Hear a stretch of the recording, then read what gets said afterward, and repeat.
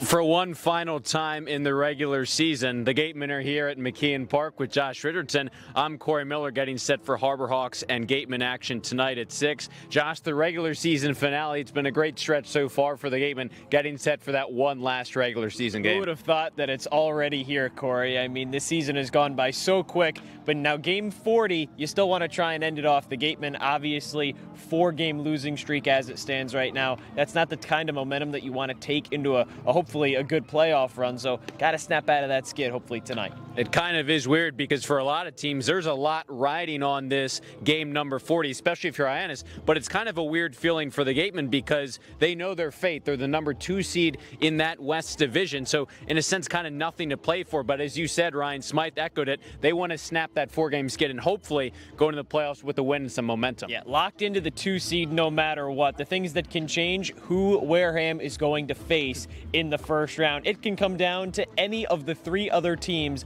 left to clinch the playoffs in the West. Hyannis, Katuitt, Falmouth, anything can happen. But for the Gatemen, you can kind of play with house money and just try and snap this losing skid and get back in the winning column. They certainly hope that is the case. Someone who really helped them potentially do that last night in the loss was new reliever Andrew Cory, and he talked to our Rayna Maggelet. I'm Rayna Maggelet. I'm joined alongside Wareham Gatemen right-handed pitcher Andrew Cory. Andrew, you had your Gatemen debut last night. You came in as a reliever, put up 2 1/3 innings pitched of work, 5 strikeouts, and only allowed 1 hit. Truly such a confident outing you had, but you really looked confident. What was your mindset up on the mound? Just thinking about those strikes. I mean, I'm here for a week and a half. Might as well do what I can. Just trust my fielders and get outs. Like you said, you came in pretty late. You're not here for crazy long as the season's almost over, but how is your bond with the teammates behind you and the catcher specifically built in such a short period of time? I mean, it's been cool. I got here on Friday, so only 2 days it's been, but everyone's been cool and nice, and everyone here's a good player. Just trust all of them, and they got my back. And you were with Brewster last summer. You're back for the Cape League. What goals do you have set for yourself in such a short period of time? Just come here, be dominant, throw strikes, and come back next summer. For the fans watching that may not know too much about you, talk to me a little bit about your pitching repertoire. Yeah, so I am a sidearm pitcher. I throw a 4-seam fastball, a sinker, slider, changeup, and a cutter. And yesterday I was mainly 4-seam slider, but I got trust in all 5 of them. There you go. And then last question, do you have any fun facts about you that people might want to know or your teammates watching should know? I was the Mets ball boy for a summer. I worked for the Mets. Yeah. What was that? My junior year summer. I sat on the field. It was awesome. Great, awesome. Yeah, great opportunity. That's awesome. Well, good luck tonight. Thank you. Thank you. Rayna, thank you. We'll talk to you at 6 p.m. from McKeon Park for the regular season finale. Catch all the action with Josh and I on Cape League TV and YouTube. If you need to dig, lift, move, grade, clear, or cut, pump, weld, clean, light, and just about anything else, dial up the rental source for the newest and the most reliable equipment in New England. Staffed with equipment and construction experts, Milton Rents, your local source. You can make any bat feel lighter by adding a velo puck knob. Instead of having to go get a whole entirely new bat, you can simply add the puck to it. Players can use this with any bat. It's basically going to shift the weight of the bat a little bit more towards the hands. Players are able to hit the ball a lot harder just by simply adding the puck on.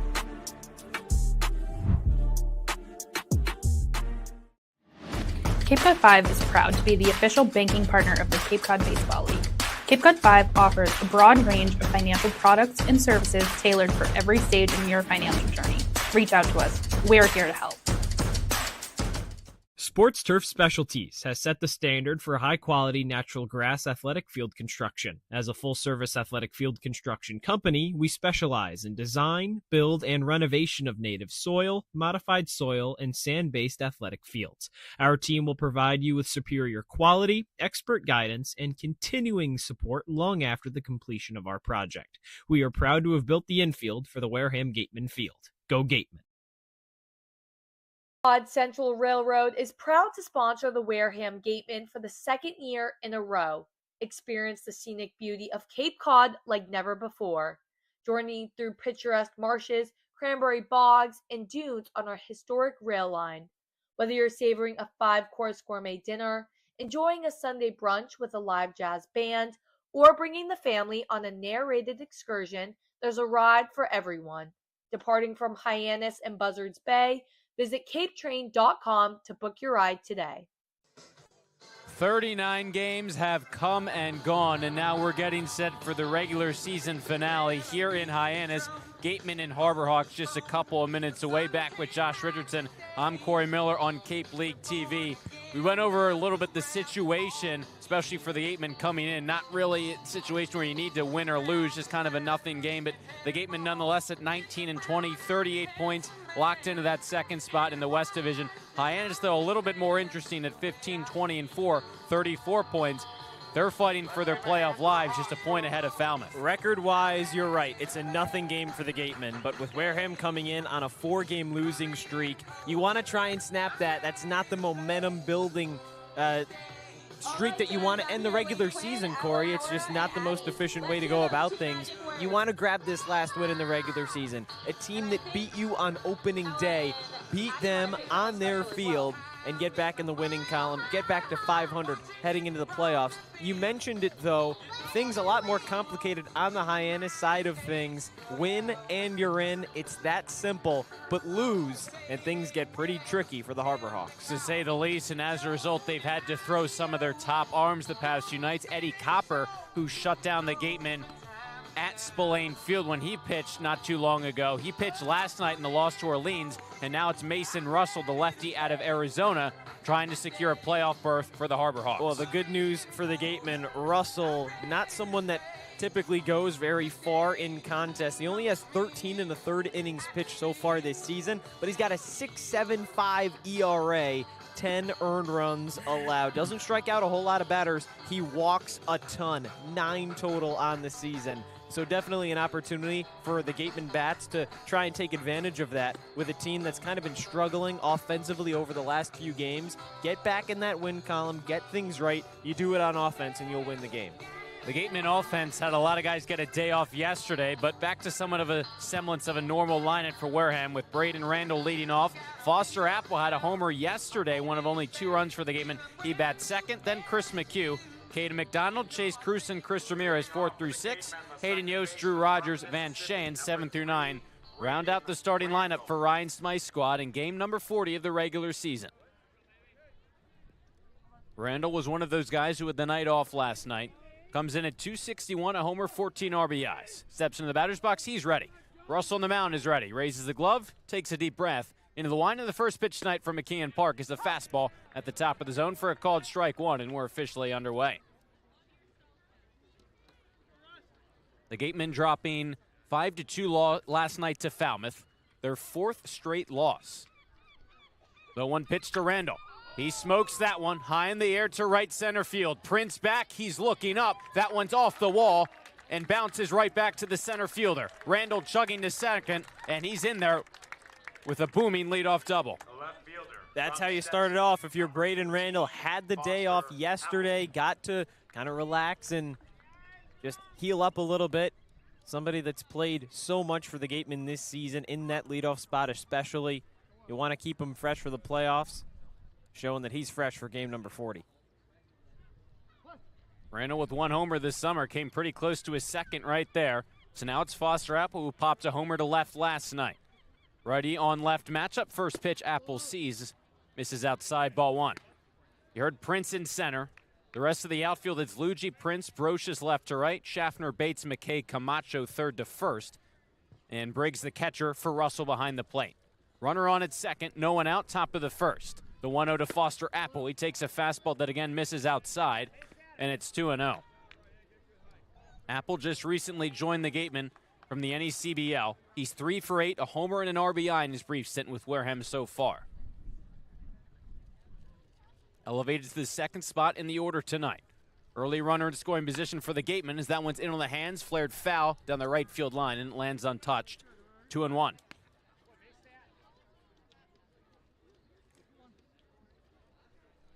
The Gatemen very much trying to win this final game of the regular season. We talked about it despite not having any implications. They snap a 4-game skid, head into the playoffs with a little bit of momentum. Still a hitter's count, 2-1 on Apple. Pitch here. Way high, it sails right to the backstop over Briggs. Randall advances easily to third. He's 90 feet away with no one out.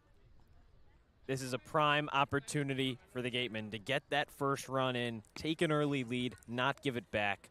Wareham's been so good at that for a majority of this season, but as of late, the Gatemen slumping offensively. Break out of that skid right here, right now with Foster Apple. An early chance for the new guy. The left fielder has a hitter's count 3-1. Infield is back for the Harbor Hawks. Top of the first, Randall 90 feet away. The 3-1 pitch. Again, it's way high. Briggs able to glove it, but it doesn't matter as it's ball 4, and Apple works a 5-pitch walk. The first baseman from NC State, number 36, Chris. Brings up Chris McHugh. A night off for the Gatemen first baseman last night. Overall at 242, 5 homers, 15 RBIs. A great spot for the Gatemen early on. Runners on the corners, no one is out in the top of the first. Lefty on righty matchup. Russell on the mound, deals to McHugh, who skies that one way up in the air by the Gatemen first base dugout. Calling and making the catch is the first baseman Camacho. Plenty of room in foul territory down that first base line, and a big out, number 1. That's not the first out that you want to make if you're Wareham. And Chris McHugh, somebody that had the day off yesterday, but mainly because he had been kind of tending to his left shoulder, swung through a pitch that he whiffed on against Get To It and came out of the game shortly after.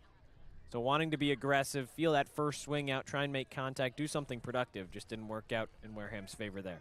So now it's Caden McDonald an opportunity with runners on the corners as he takes that pitch low and inside, ball 1. McDonald got the start at first base last night. Overall at 265, the team leader with 6 homers and 18 RBIs. That includes a big-time home run the last time he played here at McKeon Park. Waits on a 1-0 pitch with runners on first and third, and foul tips it straight back to the backstop. The last time McDonald played here at McKeon Park, it was a 3-2 Gatemen win, and that was on the back of a go-ahead pinch hit 2-run homer by McDonald into the trees in left field. First and third, 1 out. The lefty Russell on the mound. His 1-1 pitch to McDonald. Fastball sails high above the belt, 2-1. How big was that home run, Cory? And it completely changes the complexion of this season series as a whole. Obviously, Hyannis holds on there. That 2-run home run doesn't happen. Points change. Maybe it's the Gatemen that are fighting for playoff life tonight instead of being locked in. 2-1 to McDonald. Catches the outside corner on a heater to 2 balls and 2 strikes. And right now in another big spot, the Gatemen offense is going to finish the regular season as perhaps the best in the league throughout the summer. But lately it's been a bit of a struggle. Don't want to squander this opportunity. The 2-2 to McDonald. Breaking ball skips in there. Good take by the big righty. Count goes full.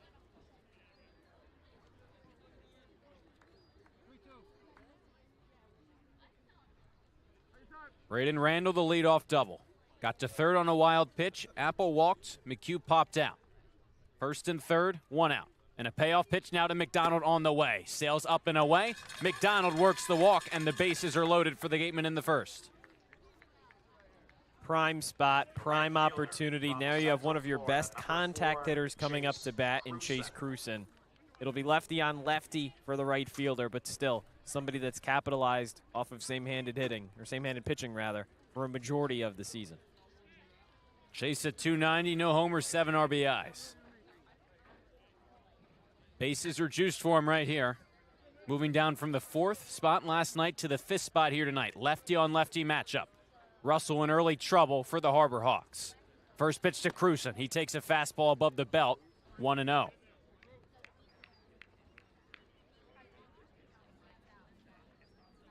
The Harbor Hawks enter having lost 2 straight, including the 7-6 walk-off loss to Orleans last night that really sent implications up and down the division especially. The 1-0 to Cruson. Fouls it straight back, and it's 1-1. Cruson's average on the summer, 313 against lefties. His average overall, 290, so certainly hitting better against southpaws than he is against righties. Not something commonly seen, obviously. Usually have that platoon advantage, but in Cruson's case, a big spot for him with the bases loaded. Advantage Cruson potentially. Early RBI chance. The 1-1. Bouncer to first. Staying down on his Camacho. Throws to second for 1. That's the only out Hyannis is able to get. Cruson legs it out. Randall scores from third, and it's 1-0 Gatemen early on. Cruson did his job. No double play. Put it in play. He's got this situational hitting. We talked about it so much, Cory, in the loss to Brewster. Wareham left insurance needs at 508-295-1315. Legacy Insurance, your hometown agency. As the sponsor of tonight's game, PCT Federal Credit Union is proud to root for the home team. We're thrilled to offer great rates on auto loans, home equity lines of credit, and so much more. Visit us on Cranberry Highway in West Wareham. TJ Schlageter getting set for his first inning of work in the bottom half of the first, and boy, did his team give him some run support. 3 runs in the top half of the inning for a guy who has been absolutely brilliant on the mound for the Gatemen out of Louisville. Almost always it's been out of the bullpen for TJ Schlageter, coming in for some pretty high leverage situations. As of late, Gatemen using him as a starter to set the tone. Did so against Chatham earlier in the week. 3 innings, 1 hit, 2 strikeouts for the lefty. Part of a 9-0 Gatemen win. Everybody picked up the slack to follow Schlageter as well. So hopefully he can do the same thing against Hyannis here tonight. Owen Prince, the leadoff man for the Harbor Hawks, takes that one high up above the belt. It's 1-0. On Owen Prince out of VMI. Comes in at 204. No homers, 5 RBI. Schlageter raises the glove into the windup. Lefty on lefty matchup and delivers a fastball at the knees for a called strike 1. Parker Brocious, Ryan McKay, 2 and 3 behind Prince. Camacho, Dayton LaChance, Jeff Luigi, 4 through 6. Charlie Bates, Brody Briggs, Jake Schaffner, 7 through 9. The lineup for Hyannis, the 1-1 from Schlageter is a fastball at the letters that misses high. TJ enters play 3-0, 0.61 ERA for Wareham. 8 games, just 1 start, this being his second. A 2-1 pitch on the way, a breaking ball that slopes beneath the zone, and it's 3-1. 2 holds for Schlageter. A lot of high leverage spots in the back end of the bullpen when he's not been a starter. 5 walks compared with 12 strikeouts. Facing a 3-1 count, his pitch, a fastball, fouled straight back, and it's a full count now.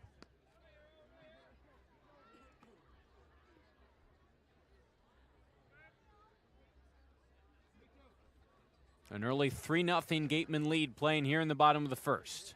Schlageter trying to win this early battle. Prince at the plate, 3-2 pitch. Popped foul. Down the third base line, out of play. Again, Hyannis, losers of 2 straight, including that 7-6 walk-off loss to Orleans last night. The Harbor Hawks blew a 6-3 lead heading into the bottom of the 7th at Eldridge Park.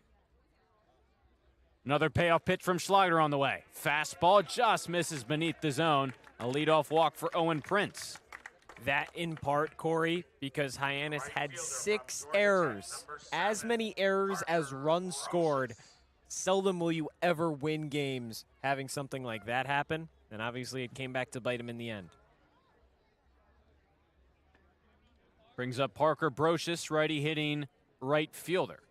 At 182, no homers, 4 RBIs. Leadoff man is on against Schlageter. Prince drew the walk. Schlageter from the stretch. His first pitch, a bouncer to shortstop. Ramirez charges, flips to second for 1. Return throw to first is offline. Pulls McHugh off the bag.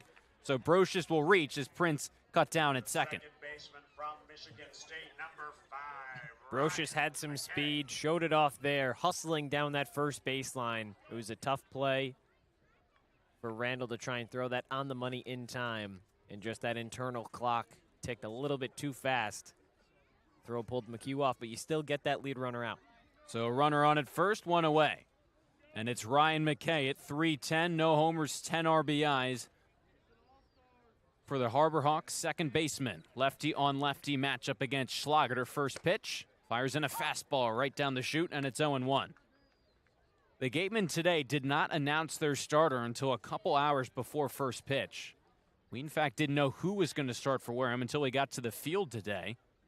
Very deliberate about lining these pitchers up for the playoffs this coming week. Throw over to first, back standing is Brocious. As things stand, the Gatemen will have Josh Butler and Caden McDonald lined up to throw in the upcoming playoff series. The Gatemen slotted in as the 2 seed. Who they play still yet to be determined. Pitch to McKay misses outside, and it's 1-1 on the second baseman. Yeah, there's a couple different situations, Corey, that can make things pretty interesting down the stretch for the Gatemen. A win and a Falmouth win over Cotuit. Wareham plays Falmouth. A win and a Cotuit win over Falmouth. And the Gatemen play Cotuit. There's a couple others. A 1-1. Misses inside. McKay working the count right here. Trying to get on base. Great play on both ends. The Gatemen team up to face the minimum in the bottom half of the first. Prince, Brocious, McKay all set down one way or another after the first. It's the Gatemen up by 3 over the Harbor Hawks on Cape League TV.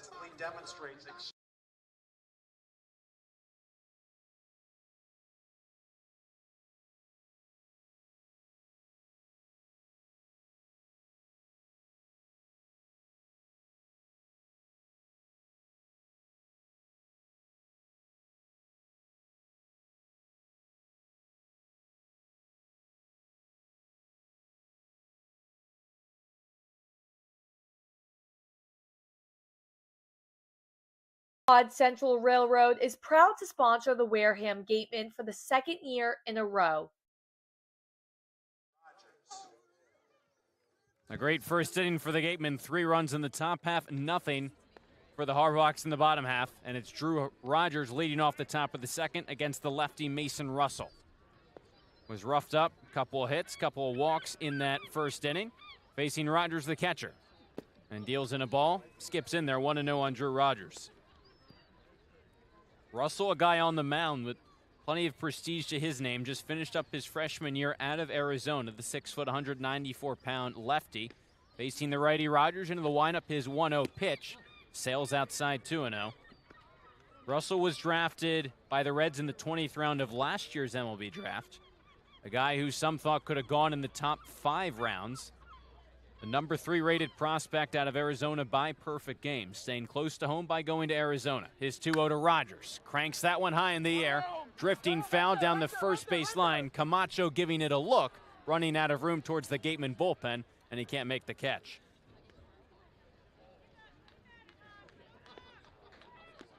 So now it's 2-1 on Rogers. Again, Harbor Hawks trying to utilize some of their top arms just to get in.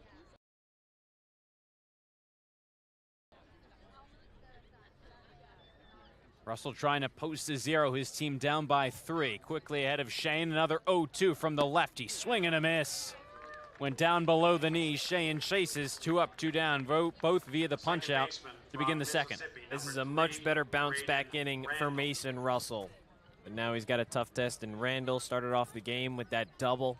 Came around to score later on. Part of the question was, how did this Gatemen offense get its mojo back? Despite the numbers they put up season-wide, especially in July, they've cooled off as of late. Lefty-on-lefty matchup. Randall takes a fastball below the knees for a ball. You look over the past week, over the past 2 weeks, the offense is in the bottom half of the league in runs, average OPS for the Gatemen. The 1-0 to Randall. Fastball, high chopper down the first base line, and it's foul. 2 statistics, or 3 statistics that is. 2 of the 3 in terms of runs and OPS that the Gatemen lead the league season-wide. All 40 games, but lately it's been a struggle. The 1-1 to Randall.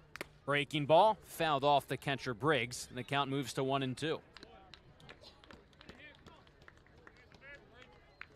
Season-wide, the numbers in terms of pitching and hitting really good for the Gatemen.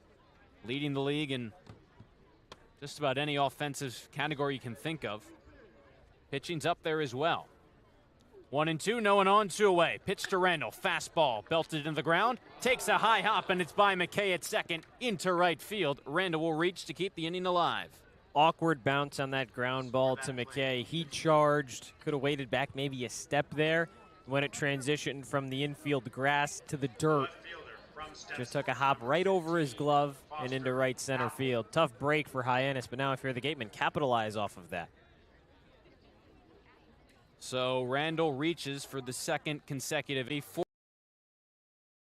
4 earned runs, comes out to a 6.35 ERA. Already 2 outs in the top of the second, but little room for error. His team's already down by 3 with a runner on at first. 7 strikeouts to just 3 walks in under 6 innings pitched. So he has great stuff, but sometimes can get hit around a little bit. 7 hits, 5 earned runs. So a big chance for the Gatemen to try and capitalize off of that at the heart of the order. Quick throw over to first where Randall dives back safely. Braden reached on the air by McKay. Would be an unearned run charged to Russell. Should Randall come in to score. Right now it's Foster Apple walked and scored a run in the first. Righty on righty matchup. First pitch in this at bat to Apple's a fastball that misses low and outside. All hands on deck for the Harbor Hawks. Trying to get into the playoffs, sneak their way in. Right now 4th in the West Division. The 1-0. Apple takes a breaking ball that just slides outside. 2-0. Bourne has staked their claim as the top team in the West heading into the playoffs. Then the Gatemen. Katuitt currently enters play at 3rd. Hyannis 4th. Randall again dives back safely as Oliveira checked in on Life Law, covering all residential and commercial real estate matters. You live life to the fullest and let us Sync Law. That's synclaw.com. Sync with an I, not a Y. Be selfish. We represent only you. There hasn't been a ton of training when it comes to bat speed or products for players to be able to train bat speed.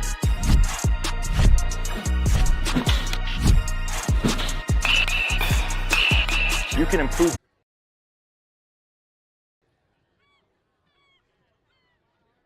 Flair got the first out, bottom of the second, and his 0-1 pitch, a breaking ball, locates it on the inside corner, 1-1. In that outing against Brewster, inning in the 3rd, 3 hits, 3 earned runs for Calera. That was a 7-1 Gateman loss on the 31st. Up by 3 here tonight. Calera fires a breaking ball, hit hard on the ground. Shane right there at 3rd, gobbles it up, shuffles and throws across in time. 2 ground ball outs start the outing for Calera out of the bullpen. And that's got to feel good for Lazaro. If you can get through this first inning, keep it shut out, keep Hyannis off the board. I mean, how great for your confidence does that have to feel, knowing that against a team that just beat the Gatemen a week ago today, you can come out and throw a shutout inning, maybe go back out for a second. The left fielder Jeff Luigi steps up to the plate. 286 hitter, no homers, 16 RBIs. Righty on lefty, Calera fires in a breaking ball that misses low and inside, 1-0. So Schlager goes just the 1 inning, but again, no surprise given how the Gatemen have treated and managed their starters the past couple of nights. Calera's 1-0 on the way. Luigi takes a fastball on the outside corner up at the belt, and it's 1-1. Ryan Smythe said after the game yesterday, the biggest thing for Wareham at this point is lining up their pitching staff for the playoffs that start on Tuesday after tomorrow's off day. The regular season finale, this 1-1 from Calera, swing and a miss on a fastball on the outside corner. It's 1-2. Smythe obviously highlighting, like we have, they didn't extend Josh Butler, and noting that this is kind of the luxury you have as a team that's already clinched a playoff spot. They don't need a win right now, but they're in a good position because teams like Hyannis have to oftentimes throw their best pitchers just to get in. 1-2 for Calera. Swing and a miss. Got the fastball by Luigi on the outside corner. Good inning for the righty. 3 up, 3 down. Schlager and Calera have combined to face the minimum through 2 innings. We move ahead to the 3rd on Cape League TV. 3-0 Wareham over Hyannis.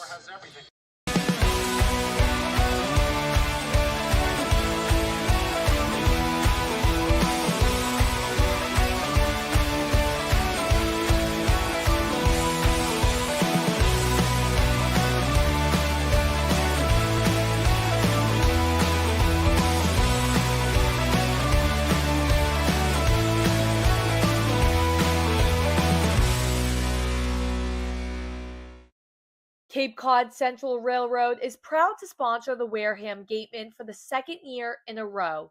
Experience the scenic beauty of Cape Cod like never before. Journey through picturesque marshes, cranberry bogs, and dunes on our historic rail line. Whether you're savoring a 5-course gourmet dinner, enjoying a Sunday brunch with a live jazz band, or bringing the family on a narrated excursion, there's a ride for everyone. Departing from Hyannis and Buzzards Bay, visit capetrain.com to book your ride today. Reed Custom Soils, a subsidiary of the AD Makepeace Company, is New England's most experienced precision soil blender. Reed is the leading provider of the lightweight planting soil for green roof installations, stabilized stone dust for nature paths and pedestrian walkways, bioretention rain garden soils, and specialized soils for athletic fields, including your newly renovated Spillane Field. To learn more, visit reedcustomsoils.com. 3-0 Gatemen back here on Cape League TV with Josh Richardson. I'm Cory Miller. Chris McHugh leads off the top of the third. Brandon Oliveira back on the mound. First full inning of work, got the final out of the top of the second. The Gatemen in a good spot right now to hopefully end that 4-game skid heading into the playoffs. As long as Hyannis continues with righties out of the bullpen, the Harbor Hawks will have that platoon advantage. Obviously, with Mason Russell, the lefty starting, 6 righties in the starting lineup for the Gatemen. Doesn't matter anymore. Righty on righty, McHugh chases a pitch in the dirt. That one bounced before it got to home plate, and it's 0-1 on McHugh. Some aggressive swings. Foster Apple chased a few pitches that skipped in there to end the top of the second. McHugh popped to first his first time up. Second at bat, fastball, high chopper back up the middle. That one sneaks through and into center field. Chris McHugh, a leadoff hit to begin the third. That's all you have to do if you're McHugh. Didn't hit it very hard, but placed it well, back up the middle. Exactly what you need out of somebody leading off an inning. Brings up Caden McDonald, this 3-4 combination, McHugh and McDonald, so important to this Gateman order. Biggest power bats, biggest run producers. Back together 3 and 4. McDonald drew a walk in the first. DH out of Florida with McHugh on at first. Top of the third, first pitch, a fastball in the inside corner for a called strike. And it definitely helps Wareham to turn to that bullpen early tonight, given the fact that it's a 3-0 lead for the Gatemen early on as they look to snap that skid. A 1 pitch out in front of that off-speed offering, and it's 0-2 quickly on McDonald. Because the past few nights, the Gatemen really trying to evaluate some of these new players, and that's kind of made it. Just feels like every game, every other game, he's got a big double, an RBI, something productive to help this team try and win. You can't ask for anything more than that. Briggs out to the mound to talk things over with Oliveira. And Cruzen's a guy who was slotted into that cleanup spot in between McHugh and McDonald past couple of nights, but he's back down to that 5th spot, so it'll be an interesting option for Ryan Smythe to see how he wants to deploy Cruzen. Colby Turner getting the night off. He sometimes hits second in Turner, so oftentimes it's 3 straight righties. Does he want to move Cruzen up to break some of those big righty bats up? But he's been productive, no doubt about that. Here's Chris Ramirez, an RBI double in the first and second for him here. 2 Gatemen singles in this inning, and now it's a fastball at the belt, a called strike on Chris Ramirez.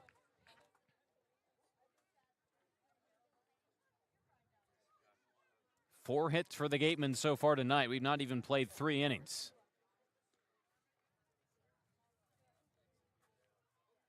Pitcher Oliveira skips in the dirt. Ramirez lays off. It's 1-1. And what a welcome relief. Obviously, the Gatemen trying to tack on, but early offense, an early lead, a refreshing sight. Hasn't happened a whole lot over the stretch of this 4-game losing skid in the past week in general. 1-1. Ramirez, a slow roller down the third base line, and it's going to trickle foul. Bad bounce on that ground ball.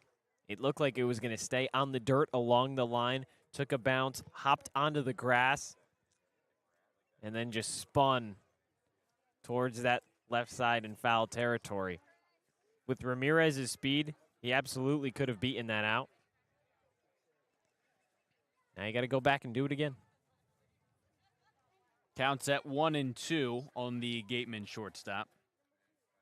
He's been a spark plug for Wareham, sometimes at the top of the order, but when it's A lot of these long haulers, guys like McDonald, McHugh, all in the lineup, and the way Foster Apple's hit lately, Ramirez back down to that 6th spot in the order.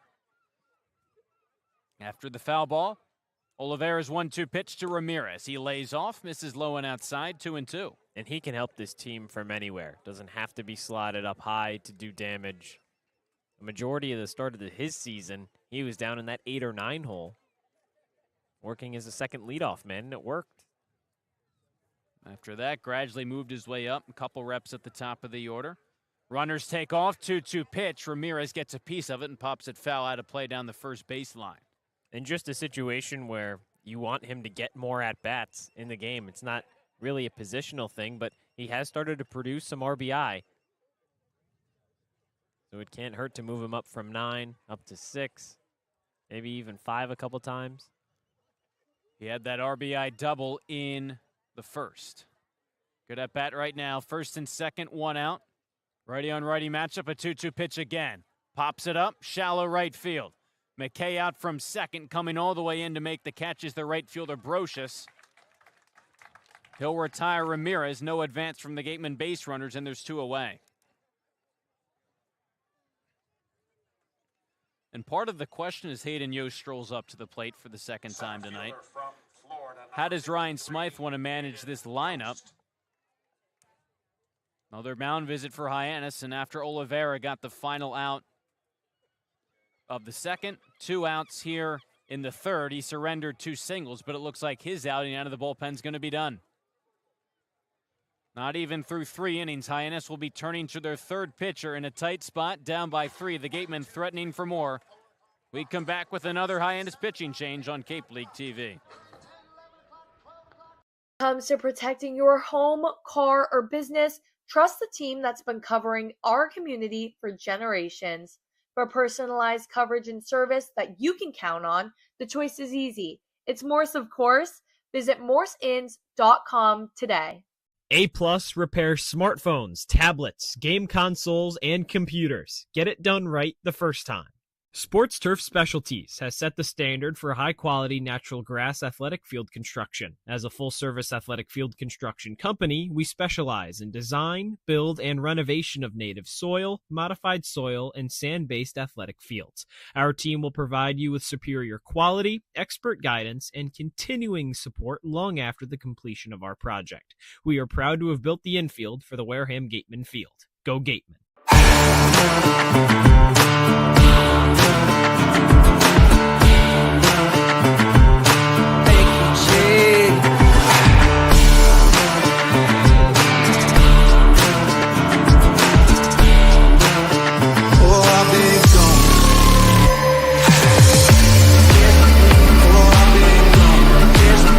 One of them, so he gets the night off tonight, and so he probably gets back into the lineup. And when you look at who might exit, it's probably either going to be Van Shayen or Foster Apple, because everyone else who's in the lineup tonight's pretty much been in there consistently over the course of the past several weeks for Ryan Smythe. Turner a better bat than Shayen, Shayen a better glove than Turner, so definitely an interesting decision that Smythe will have to make. 1-2 pitch. Yost gets underneath of this one. High fly ball into center.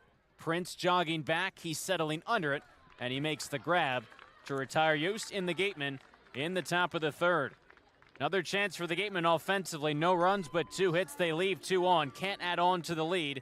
A chance for Hyannis. They're trying to get on the board. We move ahead to the bottom of the third on Cape League TV. If you need to dig, lift, move, grade, clear, or cut, pump, weld, clean, light, and just about anything else, dial up the rental source for the newest and the most reliable equipment in New England. Staffed with equipment and construction experts, Milton Rents, your local source. You can make any bat feel lighter by adding a velo puck knob. Instead of having to go get a whole entirely new bat, you can simply add the puck to it. Players can use this with any bat. It's basically going to shift the weight of the bat a little bit more towards the hands. Players are able to hit the ball a lot harder just by simply adding the puck on.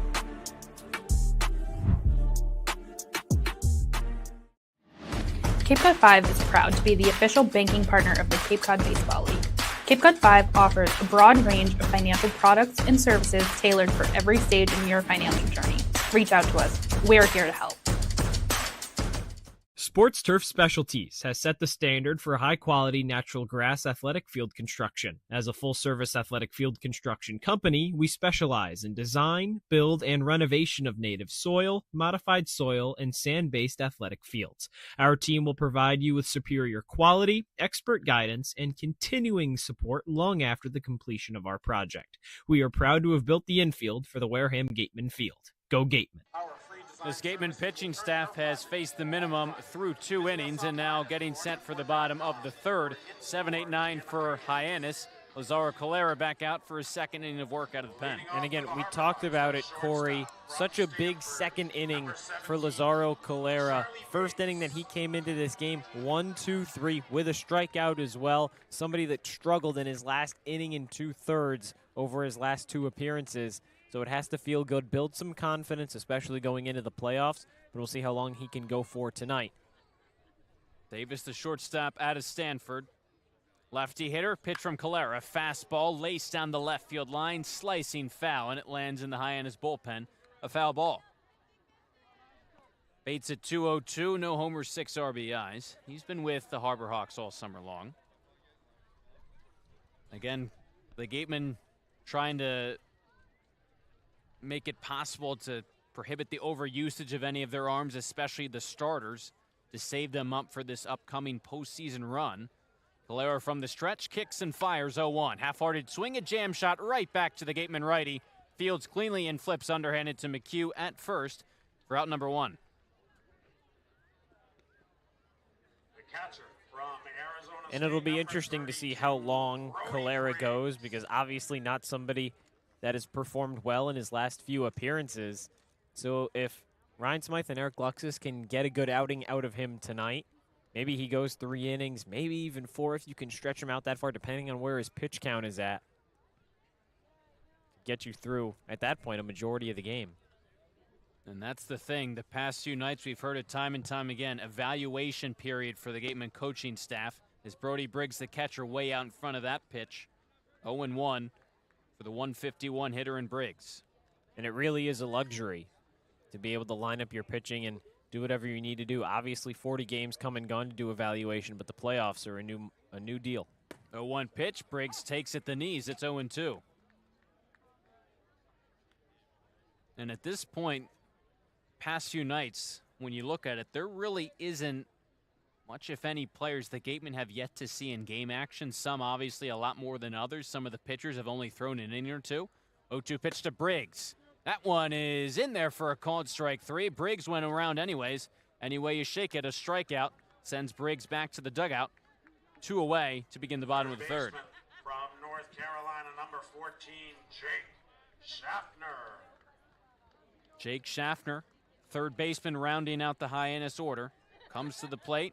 Bottom of the third, and Calera's been sharp through now an inning and 2/3.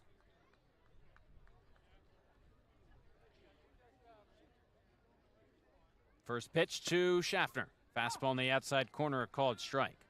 The possible exception in terms of the arms the Gatemen haven't seen. They added 2 before that noon deadline to add players. Parker Akins, a lefty pitcher out of Rhode Island. Chris Ubner out of Marist. 0-1 pitch is off of Calera on the mound. It caroms to Ramirez, fields it in the air, fires to first, but not in time. That would have been one heck of a play. Still a valiant effort by Ramirez. Schaffner will reach. That would have been incredible. That's not necessarily on Calera. That's just bad luck. Tried to feel it, had a good reaction to it, and just kind of caromed off the top of his glove in the air. Ramirez had to adjust his path to the ball because originally going up the middle in case it got past Calera, he didn't deflect it. But then after it bumped off of his glove, Ramirez turned, headed towards the mound. Tried to field, just not in time. So now the lineup turns over to Owen Prince. A leadoff walk in the first. Throw behind Schaffner at first. They got him. Ramirez nearly got him on the ground ball. Calera picks off Schaffner. And once again, the Gatemen pitching staff facing the minimum, this time through 3 innings. They've held Hyannis scoreless. The Gatemen up by 3 runs. We move ahead to the top of the 4th. All Wareham so far on Cape League TV. Wareham-based 80 Makepeace Company, founded in 1854, is North America's largest cranberry grower and recognized leader in environmentally responsible real estate development and land stewardship. For 171 years, 80 Makepeace Company has supported community events and organizations like your Wareham Gatemen. Visit 80makepeace.com to learn more. Canine, the third arm used by Hyannis tonight. Wareham's used 2. Movement in the Hyannis bullpen. It looks like another righty's close to starting to throw. Going through all the available arms to try and get into the playoffs. 2-0 from Rogers. Bounce to third. The third baseman Schaffner fields cleanly and throws across the diamond in time to get Rogers to begin the 4th. The third baseman from South Carolina upstate, number 16, Vance. No runs since the first for the Gatemen as Shane, who struck out in the second, steps up for his second trip to the plate. But right now, the way the pitching staff is also thrown, Schlager and Calera, the Gatemen in what seems like a pretty decent spot in the early stages of this one. First pitch to Shane's, a fastball that winds inside, 1-0. It was the manager Ryan Smythe's wish for Wareham to come away with a win tonight, get on the winning side, and roll into the playoffs with some momentum, and at the very least upending the lack of momentum off of the 4-game losing streak. A curveball's fouled straight back on the ground.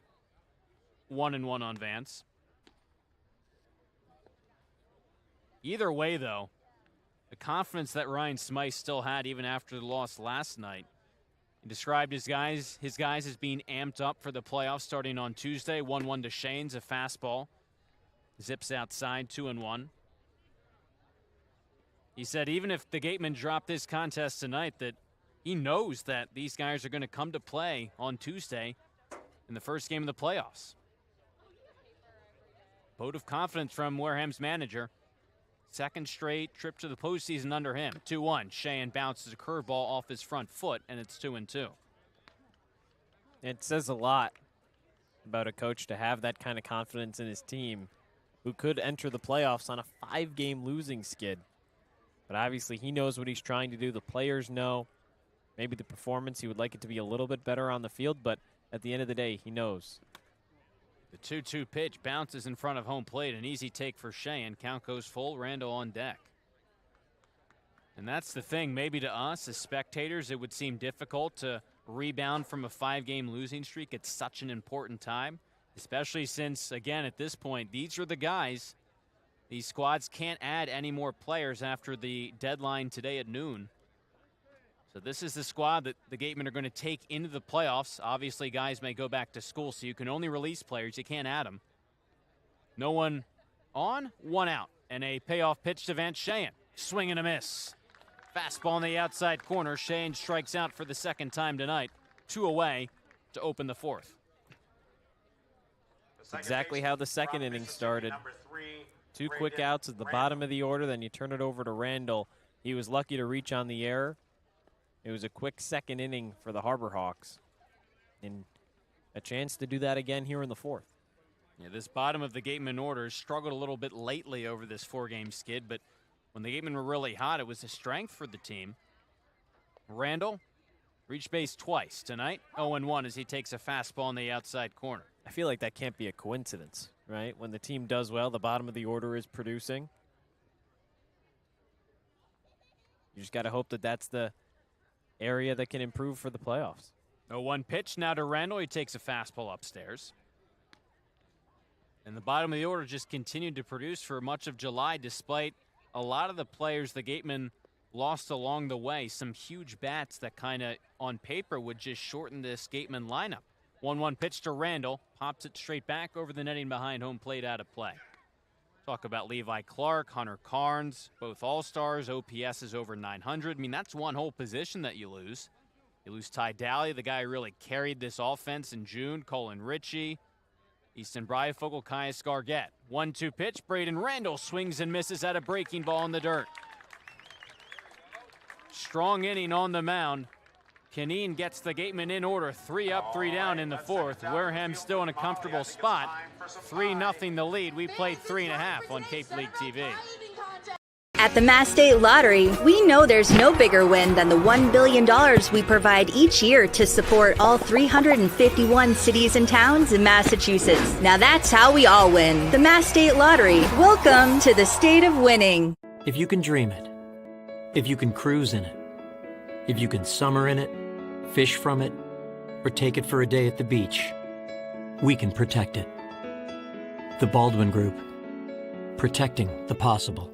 Finding a good personal injury attorney is very difficult. If you or a family member has been involved in an accident, hurt at work, suffered a slip and fall, or have been injured due to negligence of someone else, contact the lawyers at Reedy, Kiernan, and McNally, LLP today. They are experienced trial attorneys who practice in all of the courts in the Commonwealth. The firm has been recognized by Best Lawyers in America for outstanding legal representation. Contact Reedy, Kiernan, and McNally, LLP today. The firm is located at 267 Main Street in Wareham. Reedy, Kiernan, and McNally, LLP also has offices in New Bedford and Falmouth. Call 508-295-0286 or visit their website, www.rkm-law.com. For a good piece of glass, call Abby, located at 3 Tyler Ave in East Wareham. Call Abby Glass and Locks about getting a free quote for your windows, doors, locks, and other glass needs. If you're the Gatemen, you couldn't ask a whole lot more of Lazaro Calera. His night is done, but 2 scoreless innings, faces the minimum, and now gives way to Josh McDevitt, making his second appearance of the summer for the Gatemen.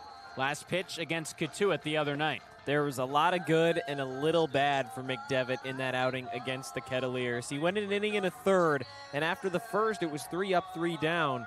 Pitched pretty well in that one. Then he came back out for the 9th, trying to close things down. Got the first out, then a walk, a single, quickly taken out, and those 2 runs did come around to score. Kettleers eventually tied the game. Katuitt walked it off later on. So if you can only get him for an inning, good. If maybe he can extend out a little bit further, great. You just hope that he can showcase that here tonight. You said it, that first inning great, then trying to pick up the save in the 9th, just couldn't do it. Faces the top of the order, the center fielder Owen Prince. Slaps that first pitch straight back off the netting. Prince drew a walk in the first. And obviously the situation a little different. It was 2-1. The Gatemen lead over Katuitt at the time when McDevitt was in the game. Now 3-0 here tonight, and it's the 4th inning. 0-1 pitch on the outside corner, a called strike. McDevitt picked up the loss in that game, despite the fact ultimately it was Clayton on the mound that allowed the winning runs to score. So the ERA for McDevitt early on this summer a little bit elevated despite that sharp first inning of work. His 0-2 pitch lined into left field. Apple shading into the gap, and he tracks it down. Nice catch on the move and allowed out. Starts the bottom of the 4th. And this was something that McDevitt was so good at, especially in that first inning against Katuitt. He threw 11 pitches, Cory. All 11 were strikes. So far tonight, he's 3 for 3. And the flip side of that is, okay, well, A, he'll get ahead in counts, but B, it certainly gives opposing players something to hit in 2 strike counts. So something to watch out for. Defense has to be on their heels. Righty-righty matchup as he faces the right fielder Parker Brocious. He fires in a fastball but misses below the knees, 1-0. McDevitt out of Missouri. Again, the Gatemen getting in some more evaluation in just his second appearance after recently being added to this roster down the stretch. With no one on and 1 away, he fires a fastball that catches the outside corner, 1-1. The past 2 games, we haven't seen some of the Gatemen's top arms all that much in some situations out of the bullpen. Guys who have been here this summer and have pitched really well. As McDevitt raises the glove and fires home on the 1-1 pitch. Fastball jam shot, drifting foul, and it lands just in front of the Gatemen dugout. Not enough underneath that one to allow Chris McHugh to track it down. But Ty Stark just pitched an inning in the 3rd last night, and that's it lately. Him and TJ Schlager did not see them in the game against Katuitt. Instead, it was 2 newer guys. Schlager just the inning tonight. Can make it tough to win games, but the Gatemen like their spot heading into the playoffs right now. No one on, 1 away. McDevitt's 1-2 pitch. Fastball blasted foul down the first baseline, out of play.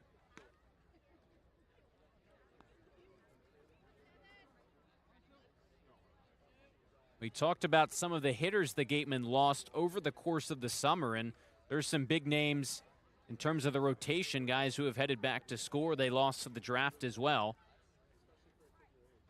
They'll do it again.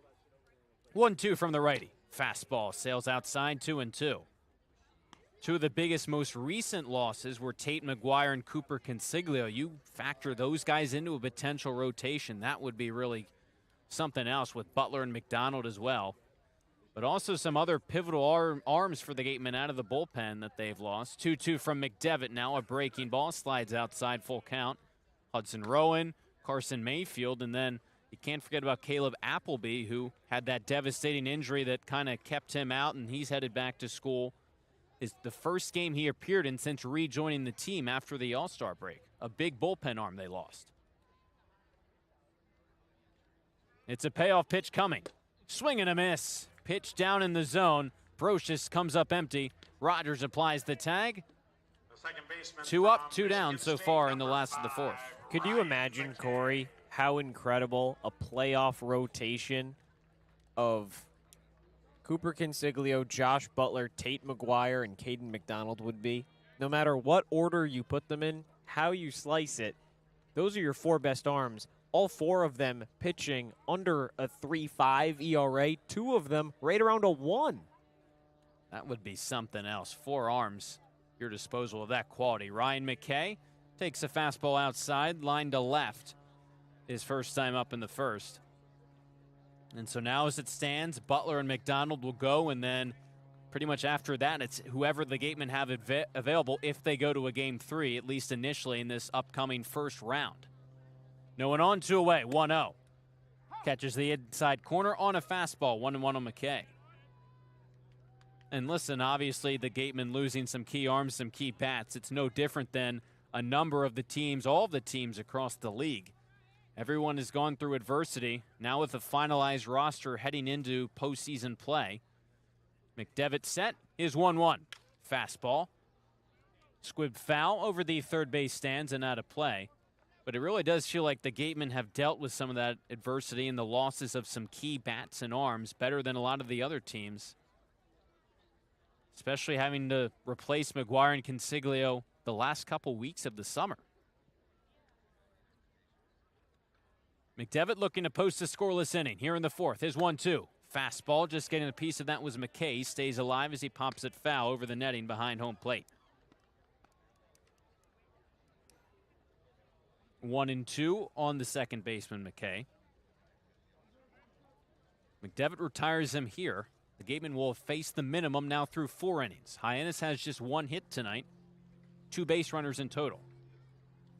Again on 1-2. McDevitt gets the call on the outside corner. McKay down looking to end the fourth. 3 up, 3 down, including back-to-back strikeouts to seal the deal here in the fourth for McDevitt. Another strong inning for a Gatemen pitcher. We played 4. It's 3-0 Wareham. Being a good personal injury attorney is very difficult. If you or a family member has been involved in an accident, hurt at work, suffered a slip and fall, or have been injured due to negligence of someone else, contact the lawyers at Reedy, Kiernan, and McNally, LLP today. They are experienced trial attorneys who practice in all of the courts in the Commonwealth. The firm has been recognized by Best Lawyers in America for outstanding legal representation. Contact Reedy, Kiernan, and McNally, LLP today.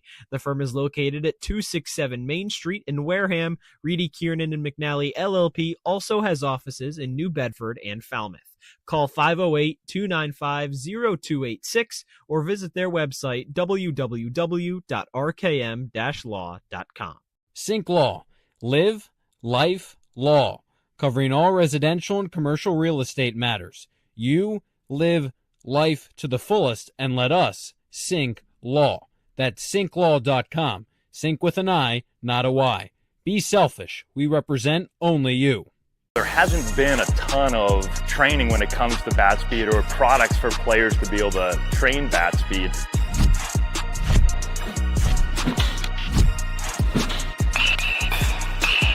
you can improve your bat speed and reach your goals working 10 to 15 minutes a day on this a couple of times a week. That's a no-brainer for every player.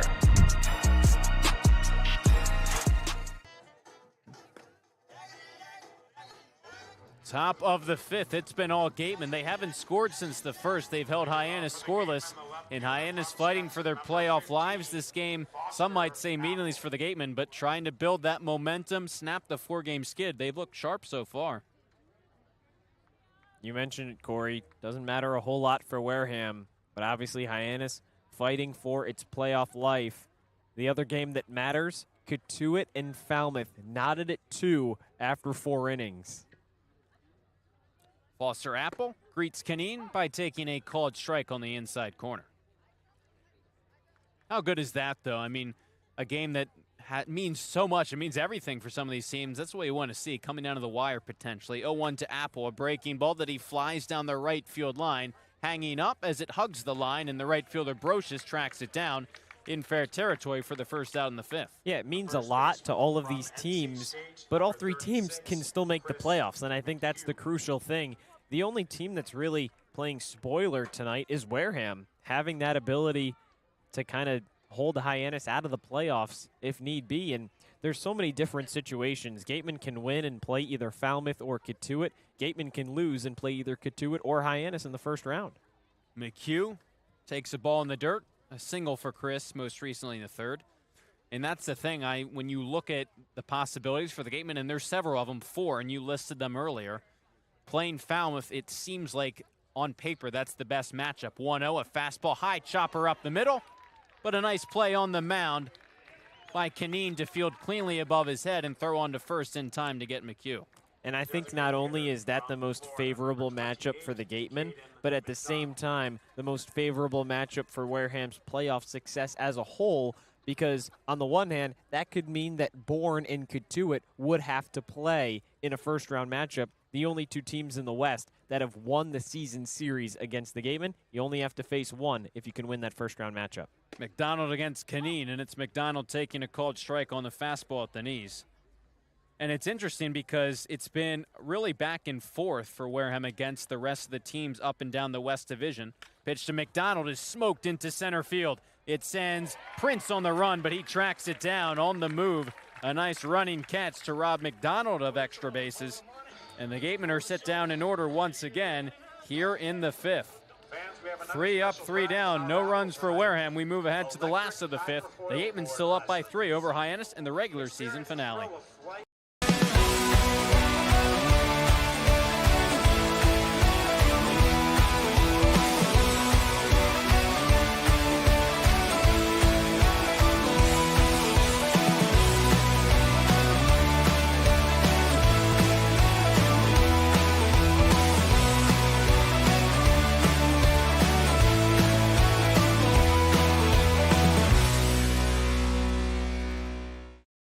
Cape Cod Central Railroad is proud to sponsor the Wareham Gatemen for the 2nd year in a row. Experience the scenic beauty of Cape Cod like never before. Journey through picturesque marshes, cranberry bogs, and dunes on our historic rail line. Whether you're savoring a 5-course gourmet dinner, enjoying a Sunday brunch with a live jazz band, or bringing the family on a narrated excursion, there's a ride for everyone. Departing from Hyannis and Buzzards Bay, visit capetrain.com to book your ride today. Reed Custom Soils, a subsidiary of the AD Makepeace Company, is New England's most experienced precision soil blender. Reed is the leading provider of the lightweight planting soil for green roof installations, stabilized stone dust for nature paths and pedestrian walkways, bioretention rain garden soils, and specialized soils for athletic fields, including your newly renovated Spillane Field. To learn more, visit reedcustomsoils.com. It's the regular season finale here on Cape League TV, Gatemen and Harborhawks. But before we get back to the action, let's check in with our sideline reporter, Rayna Maggelet. Thanks, Cory. So if you guys were tuning in to yesterday's show, I did a hit in our post-game show. I interviewed Judy Walden-Scarfile, who was the first and only female president of the Cape Cod Baseball League, where she was the president from 1991 to 2015. She worked for the league for 45 years, and she actually lives in Hyannis. She's a Hyannis Harbor Hawks fan. She works at the concessions here, and the field is actually named after her. Truly such a full circle moment here. As we talked to her yesterday, she's here again, and she's hoping for a Gatemen loss so we can see them again. So that's pretty interesting, but back to you guys. How cool is that? Obviously at the game last night, and then working concession stands here as Camacho leads off the bottom of the 5th. Pitch skips in there. A new Gateman arm is the southpaw Parker Akins, one of those 2 additions today by Wareham before that noon deadline. The lefty out of Rhode Island takes over on the mound. A guy who just finished his freshman season at Rhode Island. He bounces that one in. It's quickly 2-0 in Camacho. He set the single-season record for appearances, pitched in 29 games, finished the year with a 6.35 ERA. And here he is making his summer debut for the Gatemen. 2-0 pitch, bounces way in front of the plate.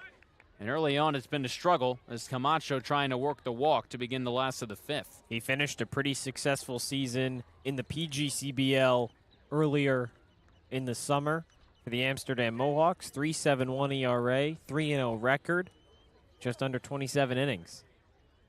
Is 3-0. Backs Camacho off the plate. He works the Hyannis leadoff man, gives him a walk on 4 pitches. Designated hitter from And like I said earlier, he's one of just 2 arms along with Chris Ubner, who also was just added today, that the Gatemen haven't seen at all. And there's some arms like McDevitt who I already saw and a couple others that haven't pitched a lot. But so once Akins enters, maybe Ubner's on tap for an appearance later in this one. The righty out of Marist. The staff that will be here the rest of the way for the Gatemen, they'll at least seen an inning from all their arms. Dayton LaChance, righty on lefty matchup, and that one is bounced to the plate by Akins. And after ball 5, Ramirez jogs in from short. Rogers jogs out from behind the plate to talk things over with the lefty. Yeah, you got a 3-0 lead. You don't want this inning to get out of hand. Just throw strikes. And it's been really impressive because Chris Ramirez is a guy who has not been here for the entirety of the summer, but in his shorter stint with the Gatemen, compared with a lot of these other starters, he's really emerged as a leader several times. When some of his pitchers are struggling on the mound, calls time, goes over and talks things over with them, just to calm them down at the very least. That's what a shortstop should do, right? Captain of the infield. Might not have been here the longest, but knows what it takes to win, and he wants it bad. The 1-0 now. Akins able to find the zone, locates on the outside corner with the fastball, and it's 1-1 on the chance. It's been 4 good innings by Gatemen pitchers. Pitching a shutout so far. Pitch from Aiken, misses outside, and it's 2-1. As we were saying, talking about some of those matchups in the top half of the 5th, it is an interesting situation for the Gatemen because each series, especially against Falmouth, Hyannis, and Cotuit, the season series has been really close. With the runner on at first, no one out, and Akins' 2-1 pitch, a weak roller foul, as LaChance was out in front of it, sends it straight back to the backstop. That's no different against Hyannis. A couple wins for the Gatemen here at McKeon Park. 12-6 back in June. Most recently 3-2 on July 12th, but a couple losses at Spillane Field on opening day, 7-2. Most recently 2-1 on July 27th they lost. 2-2 pitch from Aiken. Slapped hard right at Randall at second. Makes the catch, fires behind the runner at first. They got him. A double play. 2 for the price of 1, and 2 big outs for Aiken on the mound. Virtually is an extremely similar play to what happened a couple nights ago in Cotuit. Kettleers had, at that point, runners on first and second, 1 out, threatening against Tony Pluta, and a rocket back up the middle. Randall caught it, stepped on second, and got the Gatemen out of a jam. Not as big of a pressure moment, that being in the 7th, here in the 5th, but still, Big now play. It's Jeff Luigi, and it was Camacho leaning a little too far off the base. LeChan certainly squared that up. Is Luigi taking the ball and a fastball up and in. And that's the last thing Hyannis needed. A lefty-on-lefty matchup now on the 1-0 pitch. Fastball on the outside corner, a called strike. You'd just gotten a base runner for just the third time tonight. He's erased, and again, Hyannis trying everything in their power. After blowing a lead last night, losing in extras to the Firebirds. The 1-1 from Aiken at the top of the zone. This one stays high, though. A team that led the West Division in Hyannis for much of the first half of the summer. Struggled since, but still a chance to get in the playoffs on the last day of the regular season. No one on, 2 away. The 2-1 to Luigi. Pounds it in the ground. Ramirez has a long way to go. Shades into the hole. Backhanded throw to first, and it gets my McHugh on a couple of hops. Luigi will reach. No advance on the wild throw. That one caroming out of play. So they will award, it looks like, Luigi an extra base. So the throw by Ramirez gets away. And so Hyannis has a 2-out runner in scoring position. That was going to be a tough play for Ramirez to make. His internal clock was ticking, knew that he was going to have to fire it, and Luigi was hustling down that line. Tough break for the Gatemen. Now first runner in scoring position for Hyannis. And I was going to mention it if Luigi was retired, but if they got Luigi out right there, the Gatemen would have still faced the minimum through 5 innings in pretty unconventional ways. Harbor Hawks have shot themselves in the foot a couple of times so far tonight. And instead, the inning continues for Charlie Bates, who takes a breaking ball right there for a called strike. Bates grounded back to the pitcher in the 3rd. That was Calera on the mound at the time. A single and then an error charged to Ramirez, allowing Luigi to get to second in scoring position. Lefty on lefty, 0-1 pitch from Aiken. A big swing and a miss from Bates, and it's 0-2.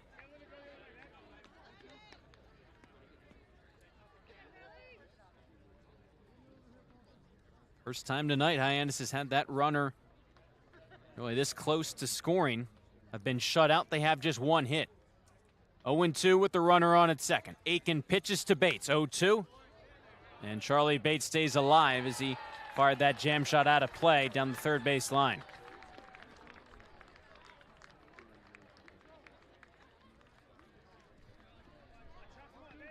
Gatemen are hoping that maybe Aikens, after recently joined the team, can be another lefty option out of the bullpen. Doesn't throw all that hard, but he's got 2 outs here in the bottom of the 5th, looking for a 3rd. Looks in. It'll be an 0-2 pitch again to Bates. Fires and misses outside. 1-2. The Gatemen have some lefty options out of the bullpen. Obviously, TJ Schlager got the start, but you have Ty Stark, Eli Jones. The other lefty arms now joined by Parker Aikens out of Rhode Island. Runner on at second. The count's at 1-2. With 2 outs, Bates rolls it right back to Aiken slowly on the mound, takes his time, and throws over to McHugh at first in time for out number 3. Another shutout inning pitched by the Gatemen pitching staff. They're rolling right now. And in the regular season finale, we've played 5, 3-0 Wareham. Josh Richardson has you the rest of the way on Cape League TV. Comes to protecting your home, car, or business, trust the team that's been covering our community for generations.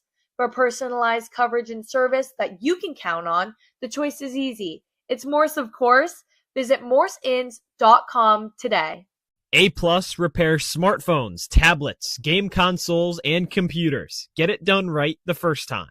Sports Turf Specialties has set the standard for high-quality natural grass athletic field construction. As a full-service athletic field construction company, we specialize in design, build, and renovation of native soil, modified soil, and sand-based athletic fields. Our team will provide you with superior quality, expert guidance, and continuing support long after the completion of our project. We are proud to have built the infield for the Wareham Gatemen field. Go Gatemen!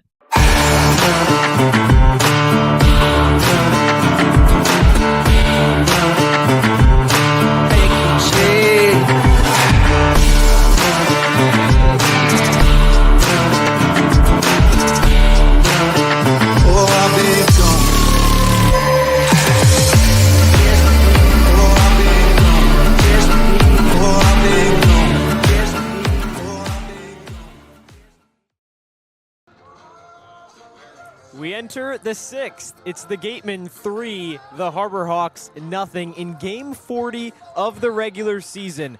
Wareham locked into that 2 spot for the West Division playoffs. Hyannis, on the other hand, fighting for its playoff life, needing a win tonight. Alongside Cory Miller, I'm Josh Richardson. Chase Cruson leads off this 6th inning.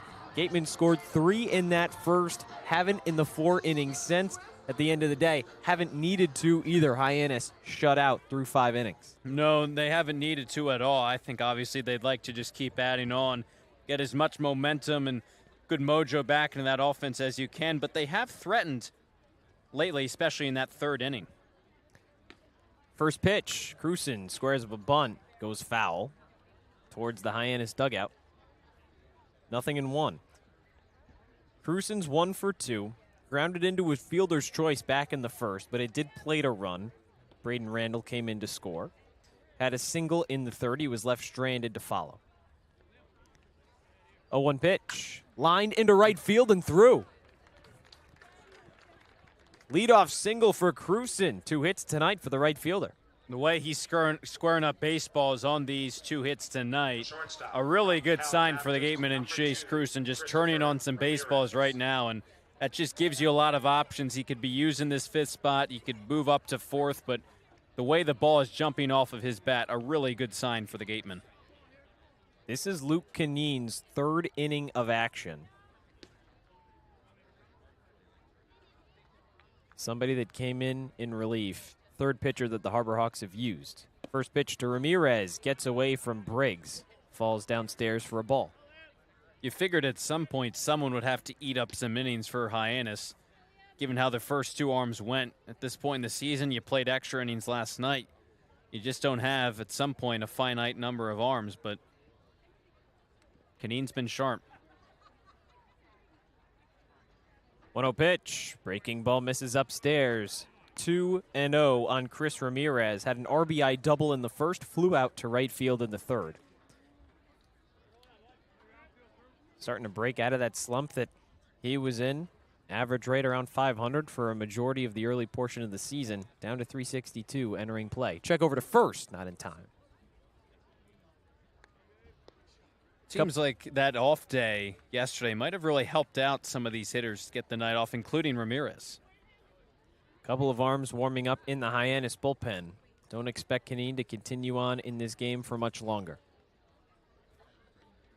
Is 2-0. Runner goes. Catch from Briggs. It's a ball. Throw down to second base. Gets away from McKay, but not far enough for Chase Cruson to advance to 3rd. He's into scoring position, and a 3-0 count to Ramirez coming up. And you're seeing why base runners are important for the Gatemen. There just has not been a lot of them the past couple nights in these low-scoring affairs, but when you get Ramirez or Cruson or Yost on base, Shea and 2, they don't lead the league in stolen bases, but when they get their speedsters on, they make life more difficult for the opposition. Stolen base number 12 for Cruson, 2nd tonight. And now Ramirez ahead, 3 balls, no strikes. Runner in scoring position, 3-0 lead for the Gatemen here in the 6th. Kineen fires home. Fastball taken all the way from Ramirez, 3-1.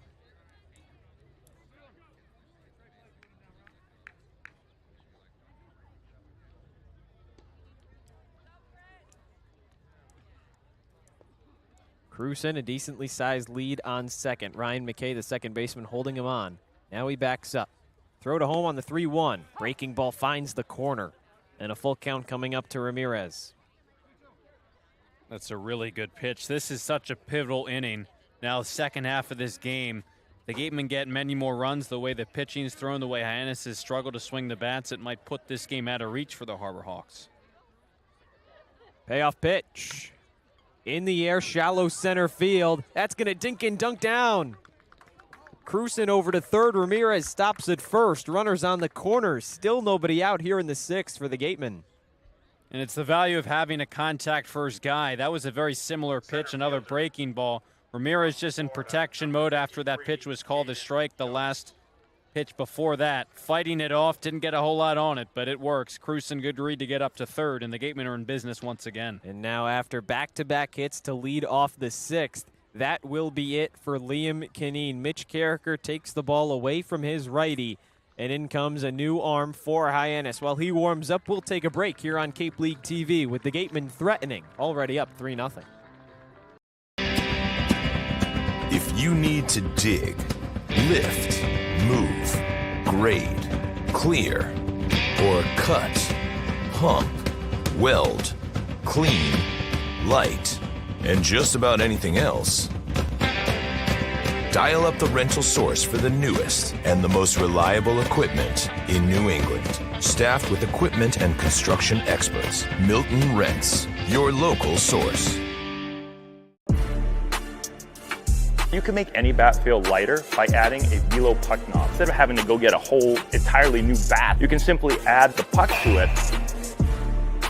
Players can use this with any bat. It's basically going to shift the weight of the bat a little bit more towards the hands. Players are able to hit the ball a lot harder just by simply adding the puck on.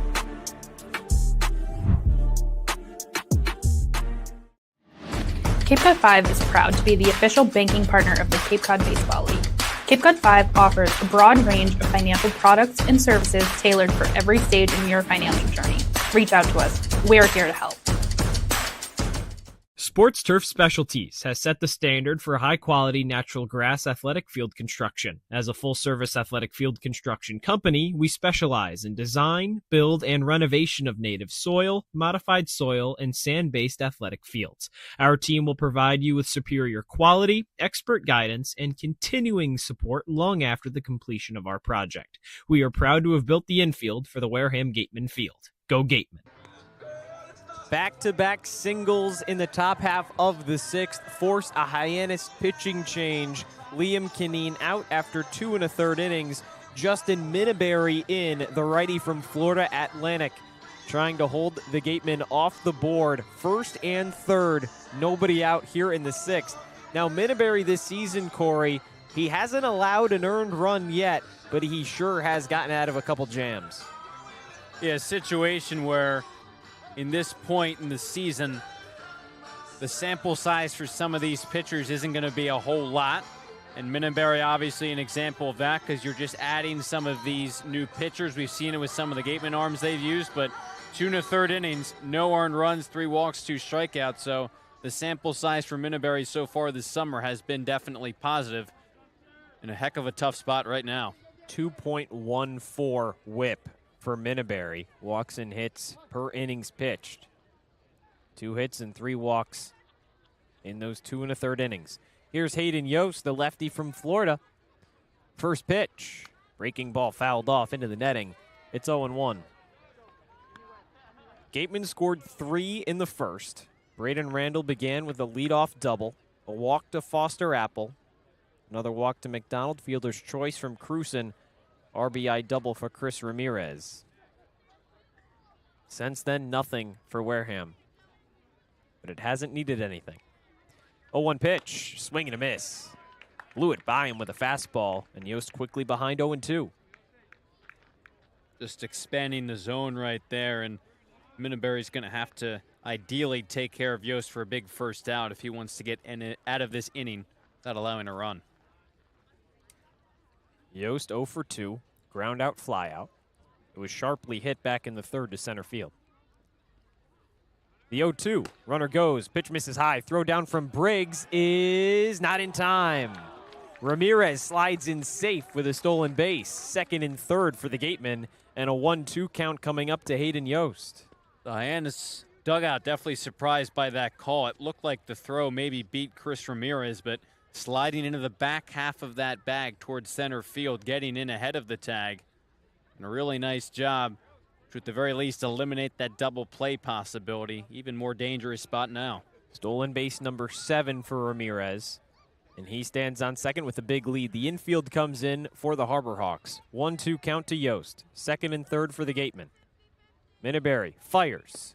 Misses downstairs, gets away from Briggs, but not far enough for either runner to try and come home. Count even 2-2. Yost at 243 on the summer entering play. Dropped down to 238. Bat's been hot as of late. OPS was hovering between 600 650 for a majority of the season. Entered at 710. trying to plate a few more runs for Wareham. 2-2 pitch. Chopped foul down the first baseline, out of play.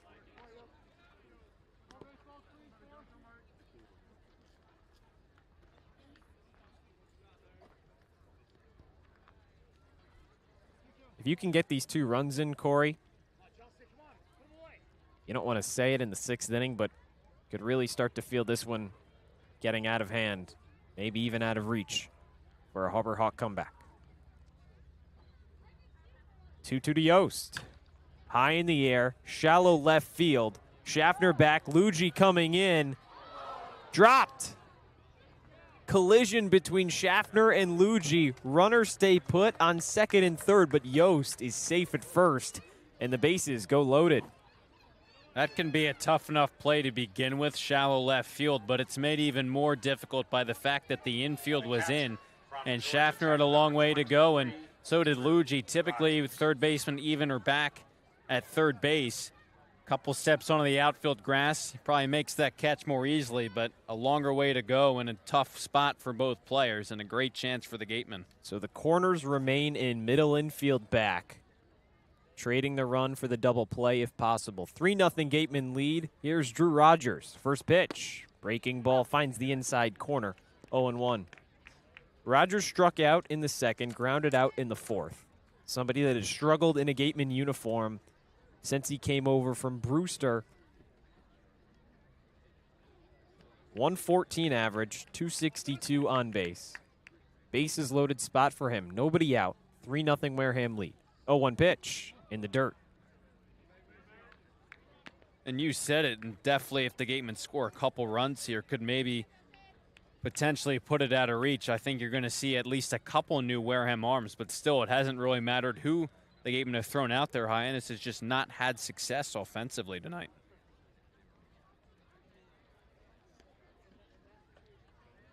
One in the dirt, blocked by Briggs. It goes down as a single for Yost, so 3 straight to begin the inning.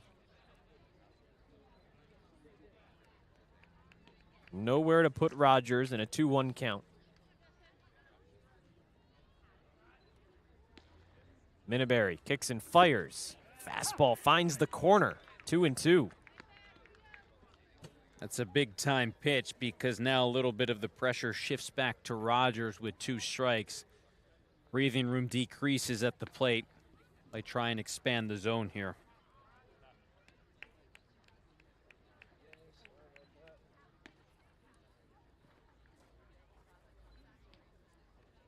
Two, swing and a miss. Unproductive out number 1 in the 6th, and Drew Rogers down on strikes. And so this is the part right now, 8-9 in the order. It's been some different names over the past couple of nights. It's just kind of been a turnstile of outs. And if you're the Gatemen, you're up by 3 in a good spot the way your pitching staff's throwing, but it doesn't matter if you clinched a 2-seed or not. I think it just adds some momentum to come through in these spots, and it never is a good look to come away with nothing. You need at least a run here.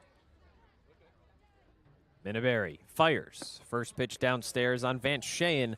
A ball and no strikes. Shayen, somebody else slumping as of late. 2 strikeouts tonight. He's 0 for 2. But he finally broke out of that skid yesterday that he had been on. 1 for 3 with an RBI. It was his first hit since July 16th, Cory. July 18th, rather, check that. So in between 6 games of hitless baseball for Shayen, in and out of the lineup during that span. Mound visit for Briggs, trying to calm down Minneberry. First baseman Gabe Camacho came in as well to have a chat. But a spot for Shayen to really break out of this in a big way. And if the offense would be in a good spot, and if they were going right lately, his struggles aren't the focus as of much. They're more minimized. But because Wareham struggled lately as a team offensively, then you look even closer at the struggles, particularly for Shayen at the bottom of the order.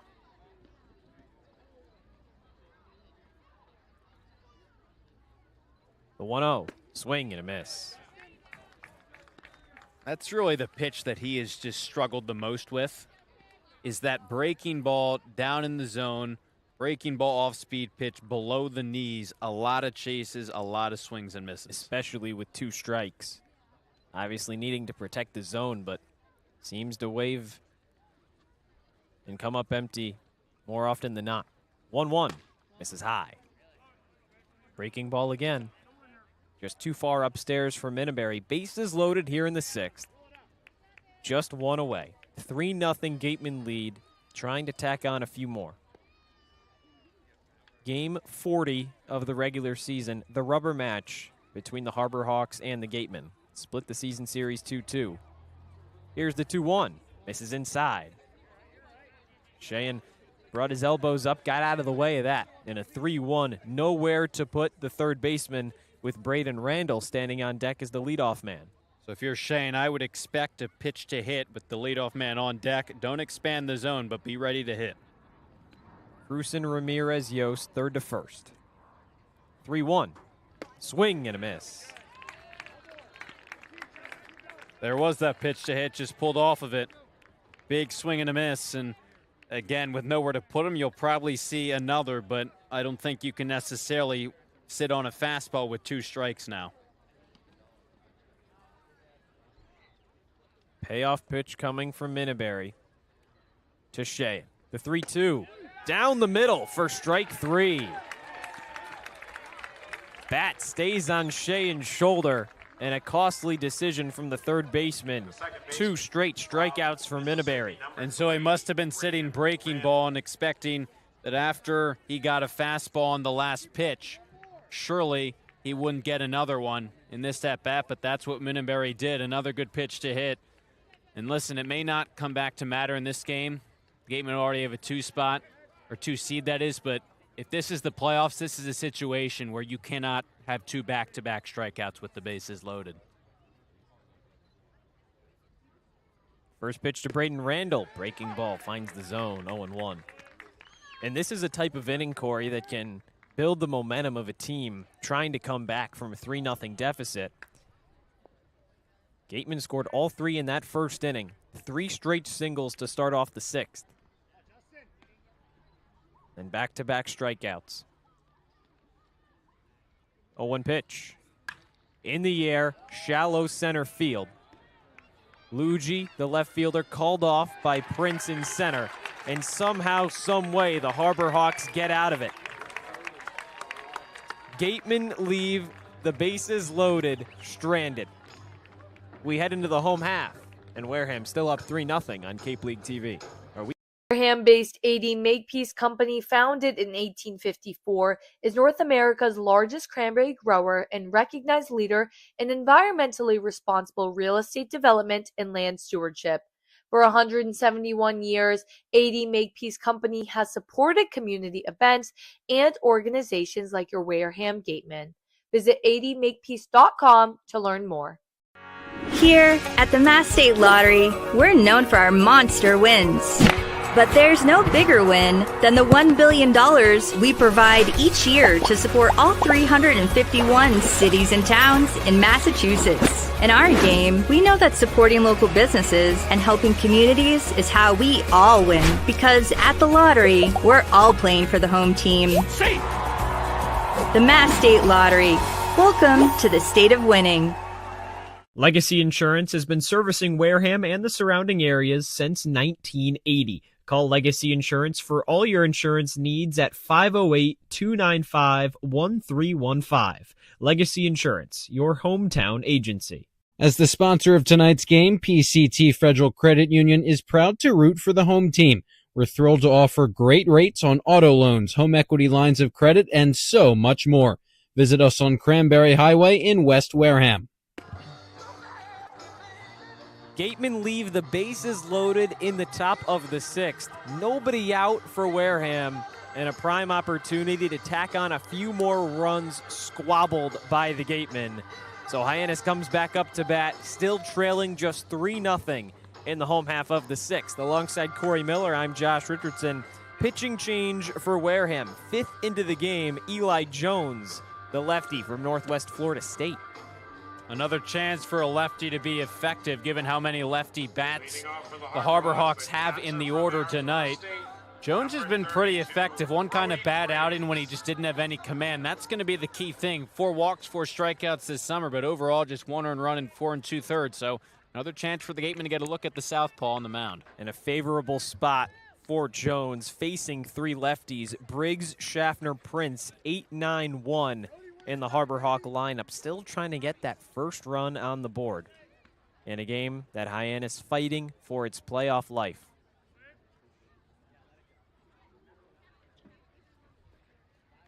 First pitch from Jones. Fastball misses high. Scoreboard watching a little bit, Cory. Heading into the home half of the 6th, Cotuit and Falmouth knotted at 3. A big game for not only Hyannis' season to see where the Harbor Hawks could be if this score holds, but who the Gatemen could play in the first round. The 1-0. Breaking ball misses at the letters. 2 balls and no strikes on Briggs. He's 0 for 1 with a strikeout tonight. And we talked about maybe the preference from the Gatemen to play the Commodores. Man, has that been a good game so far. Cotuit, 11 hits compared with 5 for the Commodores, but could go either way at this point. Jones fires. Fastball down the middle. Strike 1. I think the big thing either way is that the Gatemen would have home field advantage over whoever they play at this point in the first round. Sure, they have a better road record this summer, but I think especially potentially against Cotuit, that's big. 2-1 pitch. Just misses outside. 3-1. Yeah, again, to recap everything, Gatemen plus Falmouth win equals Wareham playing Falmouth. Gatemen and Cotuit win. Wareham plays Cotuit. Gatemen loss and Falmouth win. Wareham plays Hyannis. 3-1 pitch. Grounded over to second base. Braden Randall charges. Flipped to first in time. 1 away. And that final opportunity, Gatemen lose plus a Cotuit win. And the Gatemen face off against the Kettleers. So a 50% chance, mathematically, that Wareham would play Cotuit. 25% chance Falmouth, 25% chance Hyannis. And with how Cotuit and Falmouth is looking right now, that's clearly 50-50.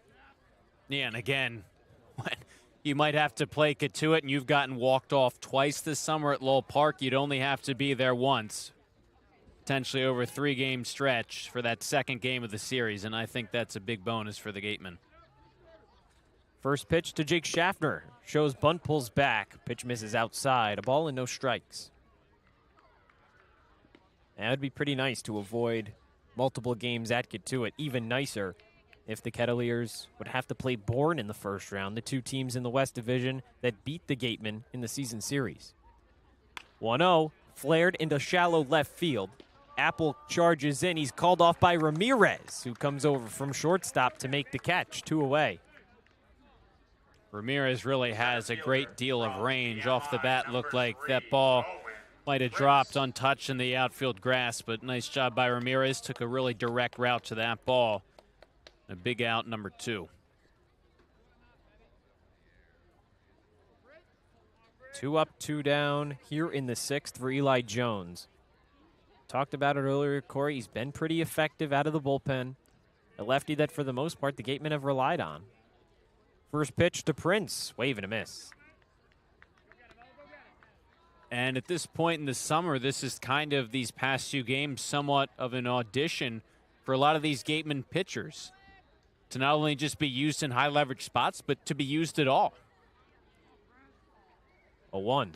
This is downstairs out of the glove of Rogers. Not too far away, a ball and a strike.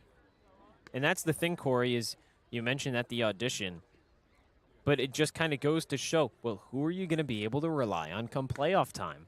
And it's such a different season. You have to be able to keep that low heart rate, maintain your composure with runners on, especially in scoring position. Really, throughout the season, Jones has proved that he can do that. 1-1 pitch. Line back up the middle. Ramirez charging over, can't scoop it. Prince safe at first. Chris got his glove on it, ranging over towards the second base bag. Went in and out of the mitt. Everybody's safe. And he's kind of limping a little bit after ranging up the middle to get that ground ball. I was shocked that he even got to it because that was hard hit on the ground and he had a long way to go. Ryan Smythe is on the field right now, but Chris Ramirez gave him the thumbs up. So Ryan Smythe, Gateman trainer, going to go back into the dugout. But initially, after he couldn't field that one cleanly, kind of pulled up, limping a little bit into right field, but seems to be okay. Yeah, quick winds down, but ready to play short again. Parker Brocious comes up. He's 0 for 2. First pitch from Jones. Fastball down the middle, strike one. And how much do you kind of hold your breath as soon as you see him limp once and then Ryan Smythe comes out from the dugout, just thankful that he's clearly able to continue in this game. Prince is on first, 2 away here in the 6th. Pitch to Brocious. Just misses downstairs. Count even, a ball and a strike. Because that's the thing. You lose Ramirez, you're losing so much. A really good contact hitter with speed, a leader too. We've seen it at shortstop. Great range, great defender. That would be a huge loss.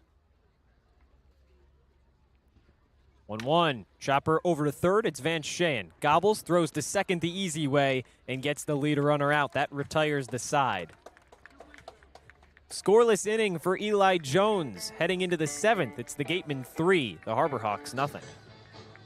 At the Mass State Lottery, we know there's no bigger win than the $1 billion we provide each year to support all 351 cities and towns in Massachusetts. Now that's how we all win. The Mass State Lottery. Welcome to the state of winning. If you can dream it, if you can cruise in it, if you can summer in it, fish from it, or take it for a day at the beach, we can protect it. The Baldwin Group. Protecting the possible. Finding a good personal injury attorney is very difficult. If you or a family member has been involved in an accident, hurt at work, suffered a slip and fall, or have been injured due to negligence of someone else, contact the lawyers at Reedy, Kiernan, and McNally, LLP today. They are experienced trial attorneys who practice in all of the courts in the Commonwealth. The firm has been recognized by Best Lawyers in America for outstanding legal representation. Contact Reedy, Kiernan, and McNally, LLP today. The firm is located at 267 Main Street in Wareham. Reedy, Kiernan, and McNally LLP also has offices in New Bedford and Falmouth. Call 508-295-0286 or visit their website www.rkm-law.com. For a good piece of glass, call Abby, located at 3 Tyler Ave in East Wareham. Call Abby Glass and Locks about getting a free quote for your windows, doors, locks, and other glass needs. Awesome. Gatemen up here in the 7th, 3-0 Wareham advantage over the Harbor Hawks. Game 40 of the regular season series. It'll be 2-3-4 coming up to bat for Wareham. And another pitching change for Hyannis as he finishes his warm-up. The 5th pitcher into the game for the Harbor Hawks, Andrew Wirtz.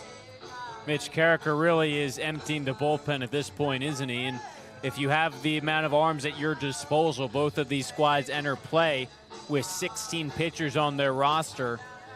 But I think the approach from Hyannis is you need your offense to get going. There's no doubt about that. You're down by 3 runs, 7th inning now. But if you can give the Gatemen enough different looks, as many different looks as you can, you're down by 3 runs, but you've held the Gatemen scoreless since the 1st, and that's what you need to do, because each run that comes in for Wareham, the tougher it is to get back in this game.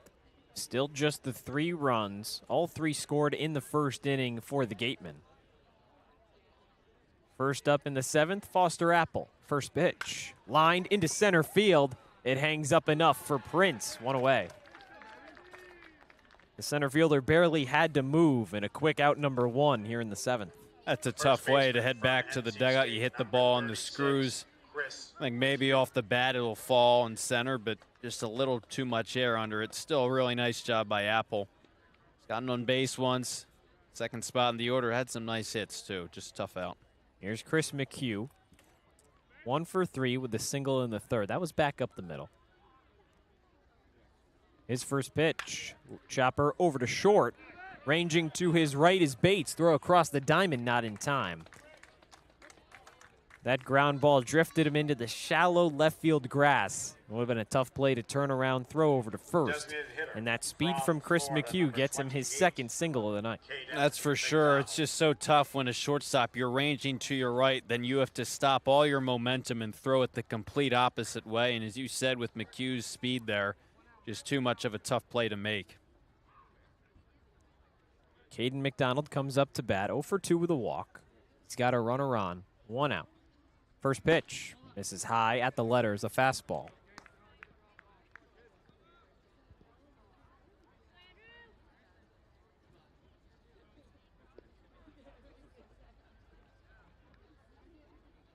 One 0.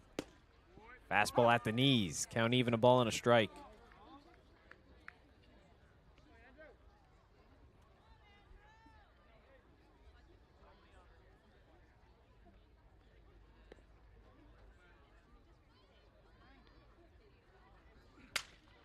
Ground ball to second, playable for McKay. Flip to second for 1, on to first, not in time. Fielder's choice, 4-6 is the official scoring. McDonald and McHugh trade spots, 2 away in the 7th. The hitting with the runners on base tonight ever since that first inning just unfortunately has not been there for the Gatemen. You don't get out of the inning with the double play, but a chance for Wareham maybe to erase, get that last inning off your mind when you had bases loaded, no one out, and we'll see what Cruson can do because he's had a really nice night so far. Already 2 hits for Chase, both singles. First pitch, fastball at the knees. Cruson singled to start off the 6th, stole a base. Chris Ramirez singled behind him, he stole a base. Then Hayden Yost had a shallow pop fly into left field that was dropped. Back-to-back-to-back singles to lead off the 6th. 2 straight strikeouts and a flyout to end the inning. Cruson takes a fastball right down the middle. It's 0-2. Just such a tough opportunity to kind of waste if you're the Gatemen. Obviously, the 3-0 lead, only 3 hits tonight for the Harbor Hawks. But in the Cape League, that can change with the blink of an eye. Even getting 1 more run, maybe even 2, completely make this game out of reach, potentially.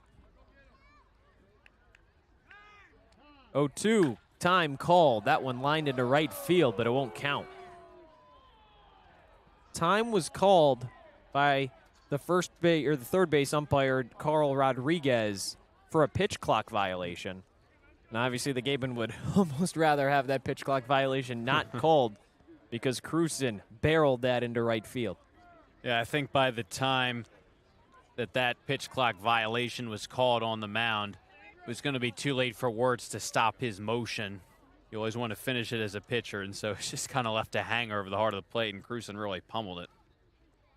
Count, a ball and 2 strikes. Here's the pitch. Flared into center field. That drops. McDonald stops at second, and just a pitch later, Cruson has his 3rd single of the night.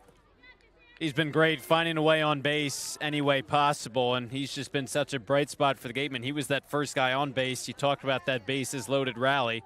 I mean, you look at this game, Josh, if the Gatemen hang on to win in the long run of things, that bases loaded situation, getting out of that with no runs, may not be a point of focus, but at this point in the season, you do not want that practice to become a habit heading into the postseason. Triple the hits for Wareham tonight over Hyannis. And now a pinch hitter, Jack Cale, replaces Chris Ramirez. His first pitch, fastball just misses outside. So, Cory, back in the bottom of the 6th, Ramirez went to field a ground ball back up the middle. Couldn't make the play and then kind of came up with a bit of a limp. He stayed in the game.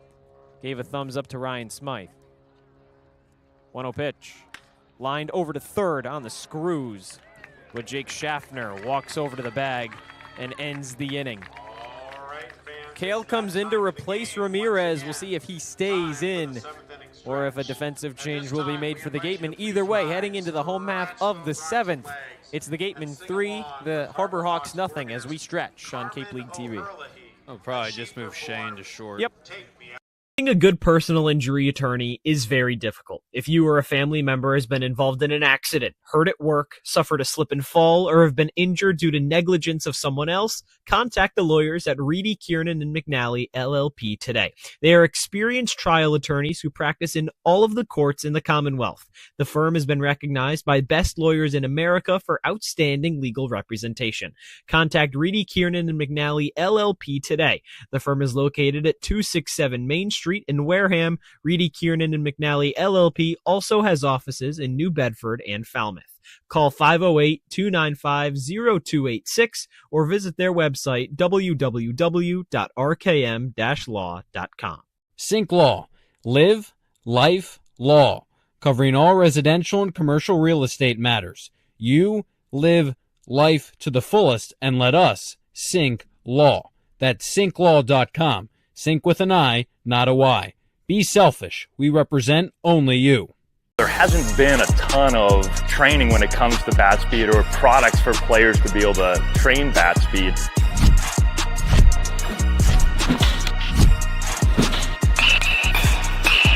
You can improve your bat speed and reach your goals working 10 to 15 minutes a day on this a couple of times a week. That's a no-brainer for every player.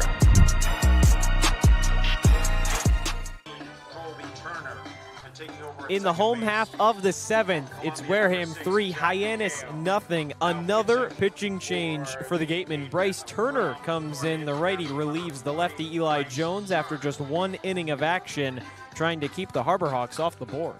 It's interesting how it's kind of been a carbon copy, one approach on the pitching mound to another, but it's just getting the sense. If you're the Gatemen, you're just trying to see all these guys as much as you can and see what's working, see what's not. If you're Hyannis, you're really just trying to throw as many arms to give the Gatemen as many looks as possible to keep them off balance and guessing. Both have really been effective except for the first inning for Hyannis. Well, so far tonight, it's been effective from just about everybody. The 3 hits allowed, just 2 walks, 5 base runners tonight for the Harbor Hawks. Now Turner trying to keep Hyannis off the board here in the 7th.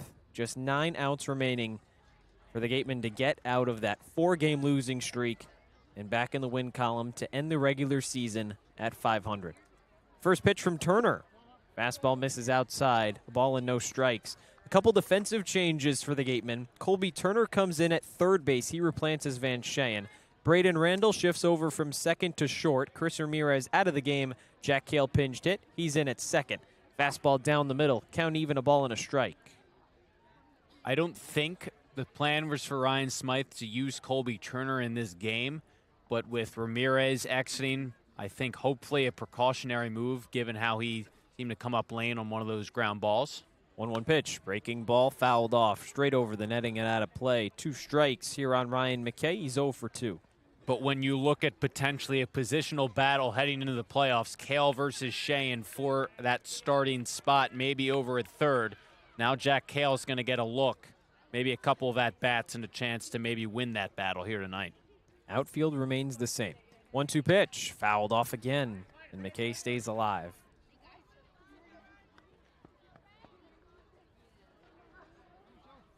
Turner last pitched against Brewster.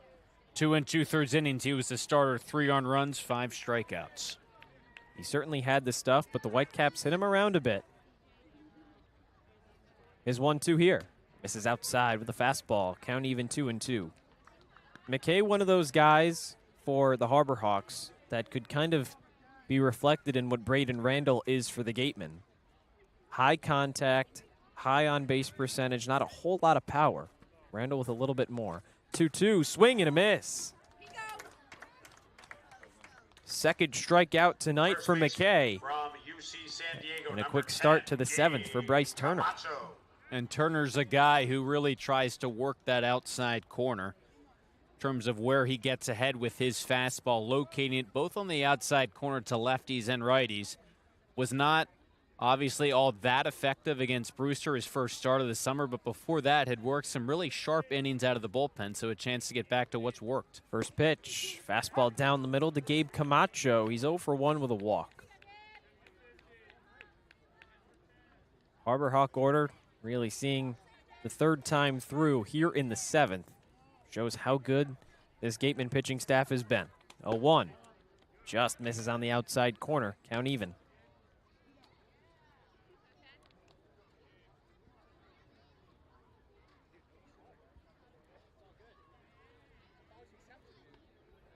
Turner comes home. Breaking ball down the middle, strike 2. Scoreboard watching a little bit, Cory. Falmouth up 4-3 in the home half of the 6th. Bases loaded for the Commodores in 2 outs. So a chance for Falmouth to break that game open, maybe pull away from Katuitt. 1-2. Lined into left center, right center rather. Yost can't get there. It drops in front of him in center. And a 1-out single for Gabe Camacho. 4th hit of the night for the Harbor Hawks. And if you're the Gatemen, if it is Falmouth, you're hoping to play in the first round. Things right now are lining up towards that situation, a run game, 1-run game. Anything could happen there, obviously. Getting late, though, just trying to hang on here. That was one of the first really kind of hard-hit baseballs we've seen from a Hyannis hitter tonight.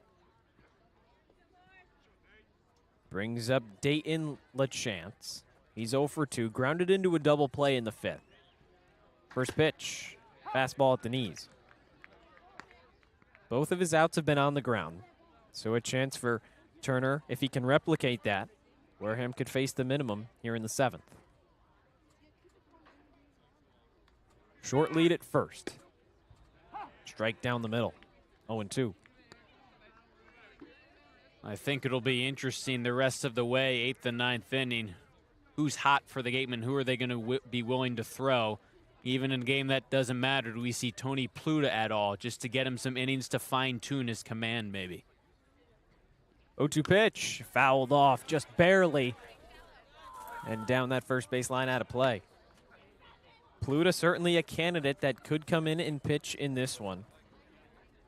Knew that he could have been hot heading into this game.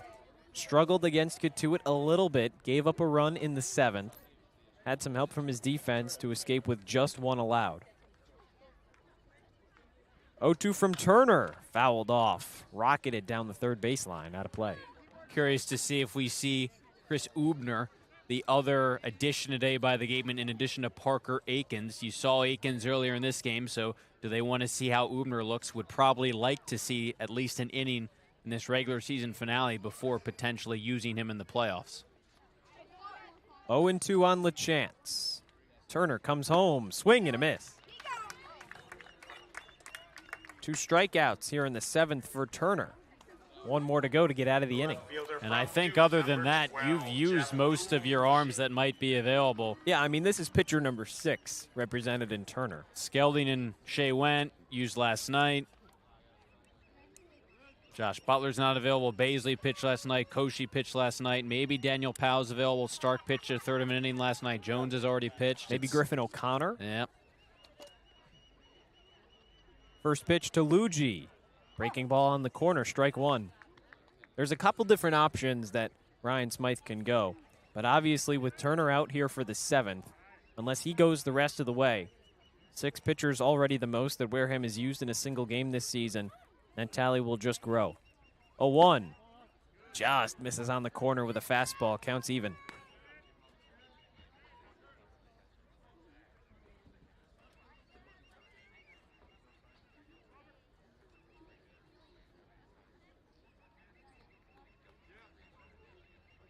One. Just misses inside. Turner's got to find that command again. He's gotten ahead a couple of these batters. In danger of losing Luigi. He's 1 for 2. Reached on a single back in the 5th. Advanced to second on an error from Ramirez, the shortstop. 2-1. Swing and a miss. And that's the thing for Turner. When he couldn't locate on the corners against Brewster the other night, that's when he started to throw some pitches over the heart of the plate, and that's where the damage came. But here he is, a strike away from getting out of the inning. 2-2. Misses away. Luigi's worked it full. Charlie Bates stands on deck, the lefty. This will be the part in the order for the Harbor Hawks that can try and take advantage of Turner. 4 straight lefties from Luigi to Schaffner at the bottom of this order. Hyannis would have the platoon advantage. The payoff. Swing and a miss. Turner strikes out the side and leaves the one-out single stranded. Heading into the 8th, it's the Gatemen 3, the Harbor Hawks nothing on Cape League TV.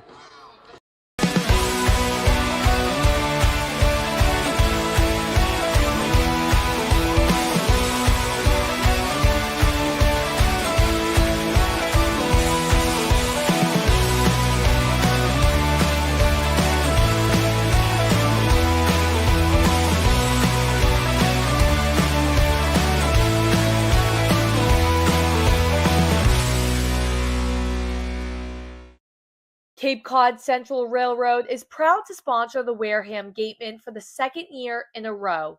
Experience the scenic beauty of Cape Cod like never before. Journey through picturesque marshes, cranberry bogs, and dunes on our historic rail line. Whether you're savoring a 5-course gourmet dinner, enjoying a Sunday brunch with a live jazz band, or bringing the family on a narrated excursion, there's a ride for everyone. Departing from Hyannis and Buzzards Bay, visit capetrain.com to book your ride today. Reed Custom Soils, a subsidiary of the AD Makepeace Company, is New England's most experienced precision soil blender. Reed is the leading provider of the lightweight planting soil for green roof installations, stabilized stone dust for nature paths and pedestrian walkways, bioretention rain garden soils, and specialized soils for athletic fields, including your newly renovated Spillane Field. To learn more, visit reedcustomsoils.com. 2 innings left to go here from McKeon Park, and the Gatemen still holding on to that 3-0 lead.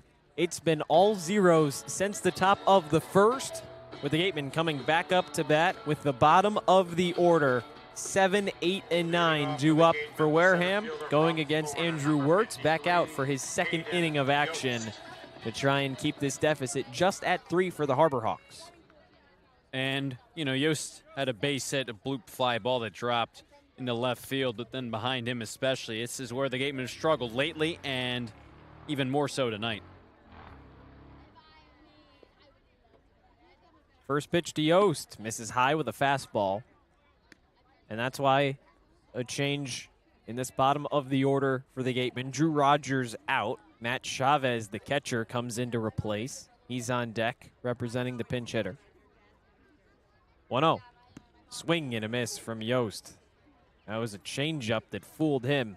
Nearly skipped in the dirt ahead of home plate. Didn't matter to Yost, waved and missed. Count even, a ball and a strike.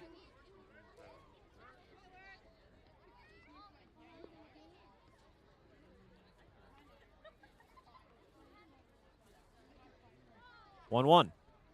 Swing and a miss again. Yost behind in the count.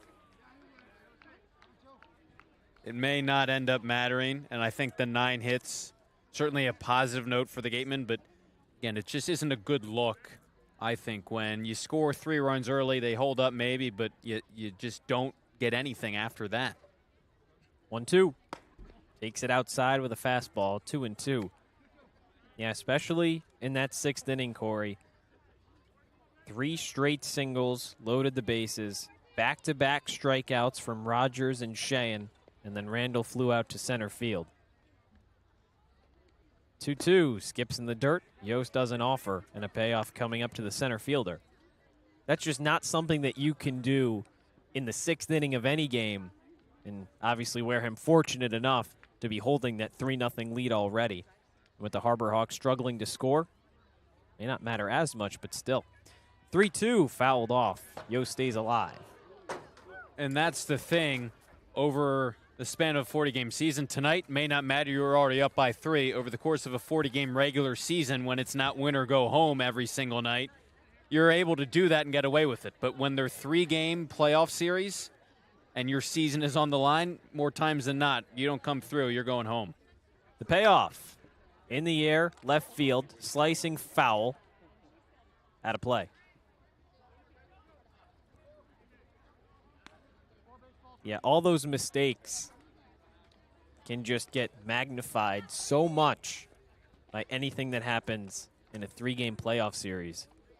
Especially if you lose game 1 just like that, it's win or go home.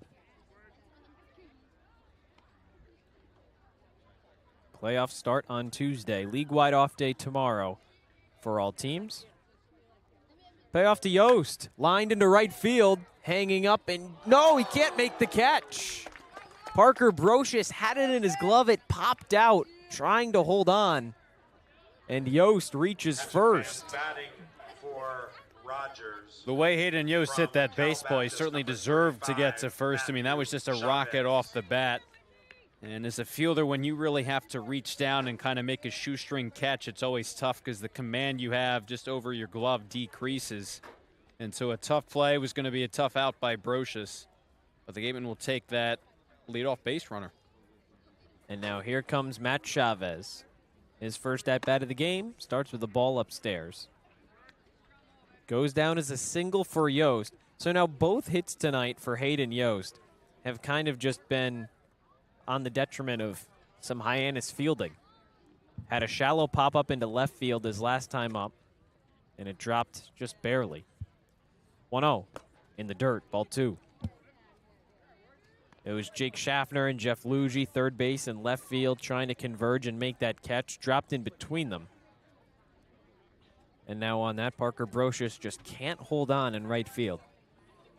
Yost on first. 2-0 count to Chavez. The pitch. Down the middle, strike 1. And now a chance, bottom part of this order. Leadoff man is on. What can you do to, at the very least, advance Yost? Chance here for Chavez. Not a lot of action with the Gatemen, but here he is off the bench, trying to add on. 2-1. Misses downstairs, and Chavez quickly ahead. 3 balls and 1 strike. And I'd be surprised if Drew Rogers isn't the starting catcher for the Gatemen in the playoffs, at least initially. Obviously, the bat hasn't been great, but the defense has been really, really solid, plus the arm, but a chance to give some backup options needed at bats.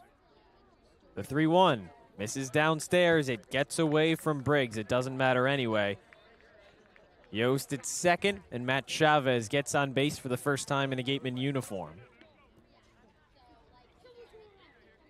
And here we go again, bottom of the order. Good at-bat by Chavez to get on. But now with Turner into this game, it definitely is not the bottom of the order. It was the first couple innings with Rogers, then Shea. Now we have Chavez and then Colby Turner, and a guy in Turner who's typically at the top. So another chance with runners on. Can the Gatemen come through after they squandered this chance in the 6th? Yeah, through 7 innings, Rogers and Sheehan were a combined 0 for 6 with 5 Ks. First pitch to Turner. Breaking ball over the heart of the plate. It's 0-1. And so now Matt Chavez comes in, works a walk. Yost was already on base. And now Colby Turner comes up. Multiple home runs so far this season for the third baseman. 0-1. Breaking ball that misses high. Count even. And you think about that opportunity squandered back in the 6th. Bases loaded, nobody out. It was the bottom of this order that prevented those runs from coming in to score. Now it changes dramatically with a couple of pinch hitters. The 1-1. Turner checked his swing. Did he go around? He did not. Appeal down to Jeff Merzel down the first baseline. And Turner's ahead 2-1. And again, I don't think the plan was to use Colby Turner tonight. It seemed like a design day off after he appeared last night. A lot of other guys got a day off, but here he is now. Can he come through? Nobody out in the 8th. 2 on for the Gatemen. Pitch misses high. And Turner's ahead 3-1. Braden Randall stands on deck representing the top of the order. And look at the success some of these guys who have had a day off have had today. Randall's got a double. McHugh has 2 hits. Before he left, Ramirez had that big RBI double. 3-0 Gateman advantage here in the 8th. 3-1 to Turner. Checked his swing. He didn't go around. No appeal. And a 5-pitch walk for Colby Turner loads the bases for the Gatemen here in the 8th. Here we go again. I think the main difference is here the bases are loaded. This time it's the top of the order, and this is the spot. Can the Gatemen score some runs here and maybe play the rest of the contest on cruise control? We'll see what Hyannis elects to do. Mound visit for the Harbor Hawks to talk about some things with Wirtz. No decision yet to see if there'll be a move made to the bullpen. Bases loaded situation for Braden Randall. No one out. So certainly a different spot than it was back in the 6th, with the bases loaded and 8 and 9 coming up in the order. Barring any double plays, Randall, Apple, and McHugh would all reach to try and plate a couple runs. Mitch Carricker heads back to his dugout, and Wirtz remains in the game to try and get Randall out. Following Randall, 3 straight righties. So Wirtz would have the platoon advantage if he can get this second baseman out. He's 1 for 4 rather, with that double in the first. He's 0 for 3 cents. And the shortstop from Mississippi, number 3, Braden Randall.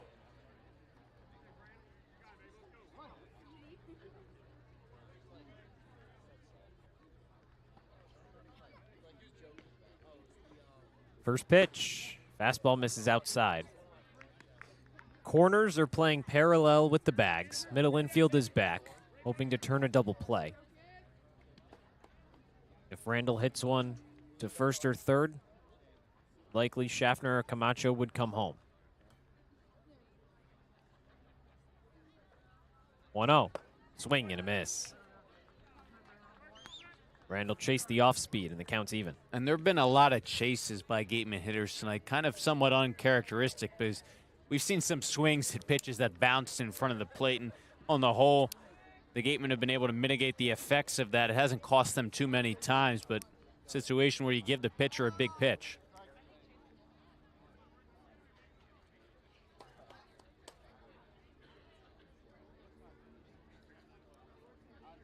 Now Ryan Smythe coming out. They're calling a pitch clock violation on Braden Randall, saying that he wasn't set. And Braden Randall arguing that he was just adjusting his glove. We haven't seen that called too many times against the hitter. Usually it's a warning that gets applied to begin with, because it's eye contact with the pitcher that has to be made by 8 seconds. That hadn't happened yet tonight, especially for a Gateman hitter. So it's the first time that we've seen a call like that happen. Ryan Smythe obviously not happy with home plate umpire Jeff Kenny. And Smythe heads back to the dugout unpleased. And that's big. So now 2 strikes on Randall. Looking for that big first out. He's a good contact hitter. Definitely got to shorten up now. He might have kept it at 1-1. No, 1-2.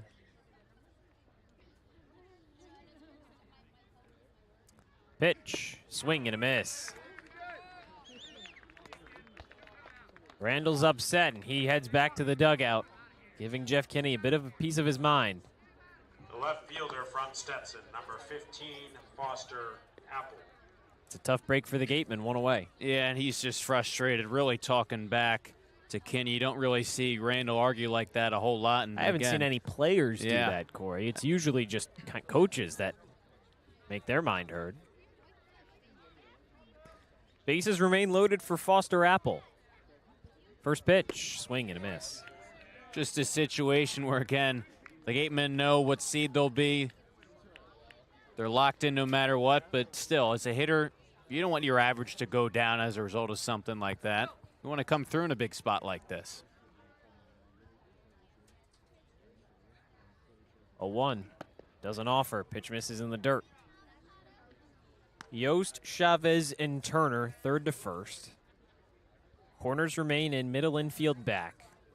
With 1 out, a chance to turn a double play and end the inning for the Harbor Hawks. 3-0 Wareham advantage here in the 8th. The 1-1. Chopped foul from Apple behind home plate, and it's 1-2.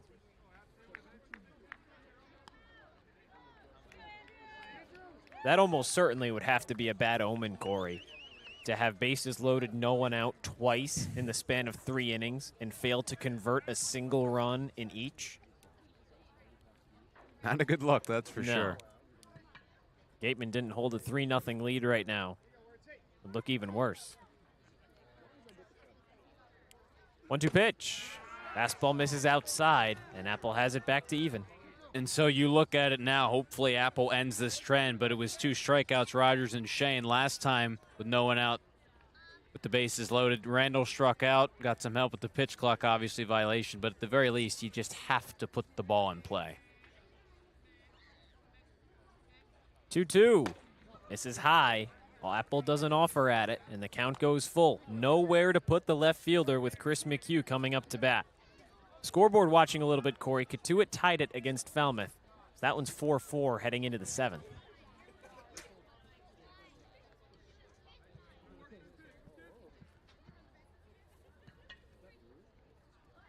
Payoff pitch. Got him for strike 3. Apple doesn't offer, and it costs him. 2 away. Back-to-back Ks in the 8th for Wirtz.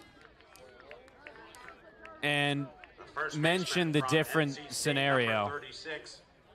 This time the base is loaded, as opposed to having your 8-9 hitters up first. You have your first 2 hitters up in the order. 2 guys who are known for putting the ball in play, and the outcome was exactly the same. And that's just not what you want to see with 2 of the top guys, top of the order, up on your team with the bases loaded. Rogers struck out swinging, Sheehan down looking, Randall swinging in the 8th, Apple down looking, and now Wirtz exits.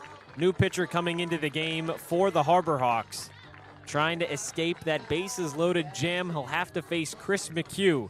So while he gets ready, we'll take a break here on Cape League TV. Gatemen up.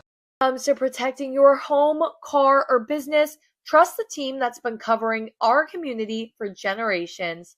For personalized coverage and service that you can count on, the choice is easy. It's Morse, of course.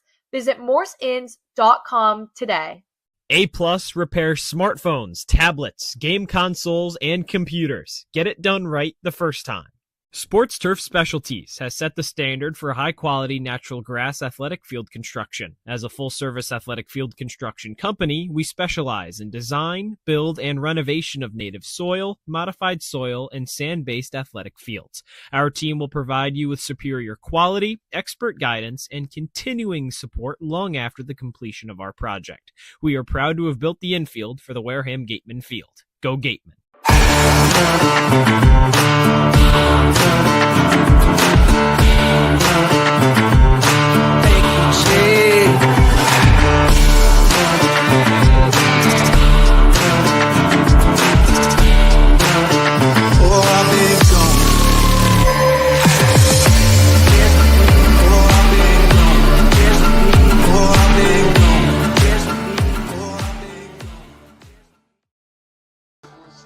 Yet another chance for the Gatemen to take advantage from some Hyannis pitching miscues.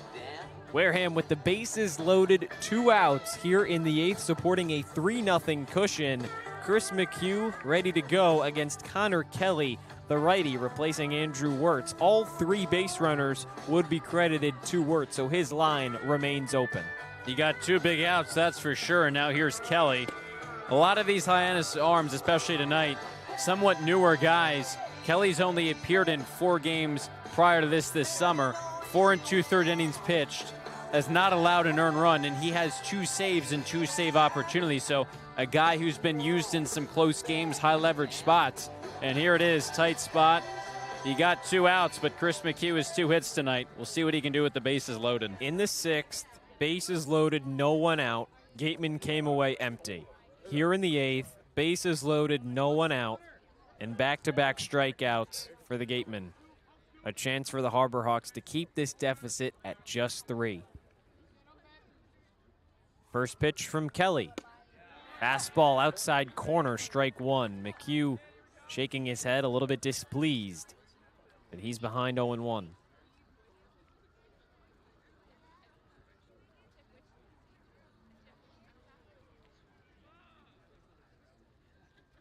Pitch home, misses downstairs.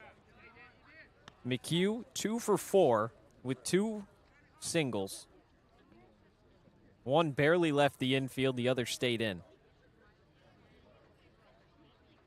Hasn't hit it very hard, but still been effective tonight. 1-1, flied into right field, flirting with the line. Brocious over, and he makes the catch. Gatemen squander bases loaded, no one out for the 2nd time in 3 innings. And the Harbor Hawks holding some momentum heading into the home half of the 8th. Wareham still up 3-0 on Cape League TV. If you need to dig, lift, move, grade, clear, or cut, pump, weld, clean, light, and just about anything else, dial up the rental source for the newest and the most reliable equipment in New England. Staffed with equipment and construction experts. Milton Rents, your local source. You can make any bat feel lighter by adding a velo puck knob. Instead of having to go get a whole entirely new bat, you can simply add the puck to it. Players can use this with any bat. It's basically going to shift the weight of the bat a little bit more towards the hands. Players are able to hit the ball a lot harder just by simply adding the puck on.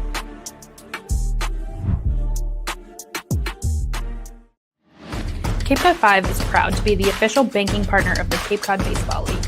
Cape Cod 5 offers a broad range of financial products and services tailored for every stage in your financial journey. Reach out to us. We're here to help.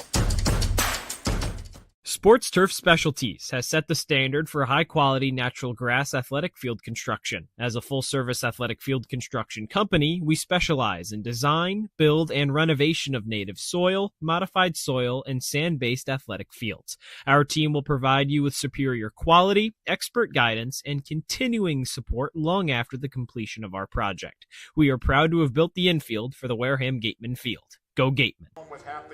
Another opportunity for Gatemen Insurance goes by the wayside in the top of the 8th. Bases loaded, no one out for the second time in 3 innings. And Wareham comes away with 0. Thankfully, Gatemen still up 3-0 after those 3 runs in the top of the 1st. All zeros on the board for each team since then. And Griffin O'Connor, the right-hander, trying to keep it that way. O'Connor's a guy who's appeared in a lot of lower leverage spots. He's kind of been used as that long reliever for the Gatemen, used on both end of blowouts, both when the Gatemen up by a lot or trailing by a lot. 12 total innings in 6 games, all out of the bullpen. He's pitched better than he had started this summer for the Gatemen. Most recently against Brewster, kind of end that game, was a blowout. Whitecaps out in front of the Gatemen. 3 innings, 3 hits, 2 walks, 3 strikeouts, but no earned runs. O'Connor, the 7th pitcher into the game tonight for the Gatemen. That's the most in a single game this season. Trying to get 3 outs here in the 8th. They'll have to do it against the bottom of the Harbor Hawks order in Bates, Briggs, and Schaffner. 7, 8, 9. Hyannis still fighting for its playoff life as it stands right now. Katuitt and Falmouth knotted heading into the 8th. First pitch, fouled off from Bates, 0-1. That was a fastball into the netting behind home plate, and O'Connor quickly ahead. And now we'll see how he does. The situation tonight, much different than some of the others O'Connor has pitched in this summer. 0-1, grounder over to third. Colby Turner, fresh into the game, scoops it and tosses over to first, 1 away. That's a nice play. That ball with Turner kind of in at third base. Not a ton of time to react. Kind of took a wild bounce, jumped up right into like his belt. Fielded it cleanly, though. Made an accurate throw. Nice play. Brody Briggs 0 for 2. Still just the 3rd time through the Harbor Hawks order. Gatemen have limited a bunch of these Hyannis opportunities, even with the 4 hits. First pitch, breaking ball misses downstairs, gets all the way to the backstop out of the glove of Chavez. Going back to the 1st inning, it was a leadoff walk for Owen Prince. He was caught stealing. In the 3rd, 2-out single for Jake Schaffner. He was picked off. Gabe Camacho, leadoff walk in the 5th, double play behind him. 1-0, misses high. Just so many chances for Hyannis that were wiped off the board from the Gatemen defense. 2-0 pitch. Just misses outside. O'Connor needs to fight back in the count against Brody Briggs, who came into today hitting 151. Struggling at the plate.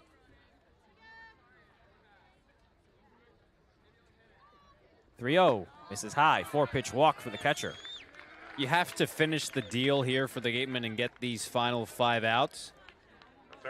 But at the same time, 3 runs is not a lot, especially when you haven't scored since the first, and we know why that is, the 2 missed opportunities with the bases loaded. But this has been a really clean, well-played game by the Gatemen. They came out of the All-Star break with some really kind of complete games.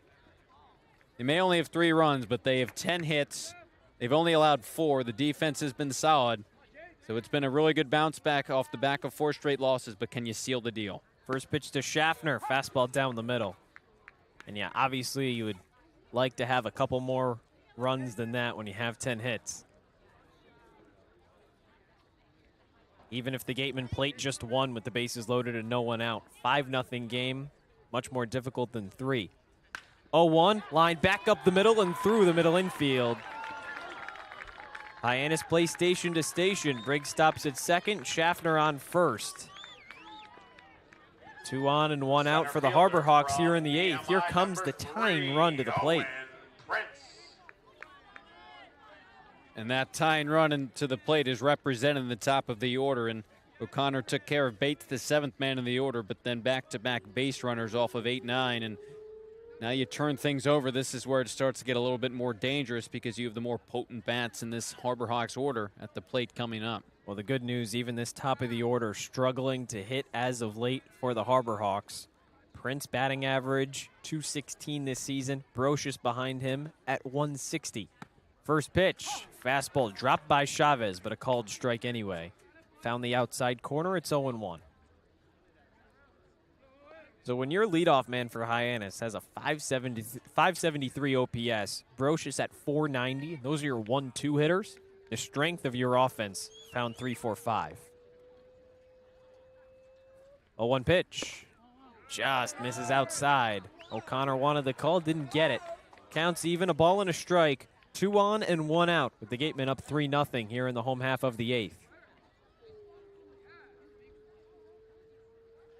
Prince represents that tying run. He's 1 for 2 with a walk.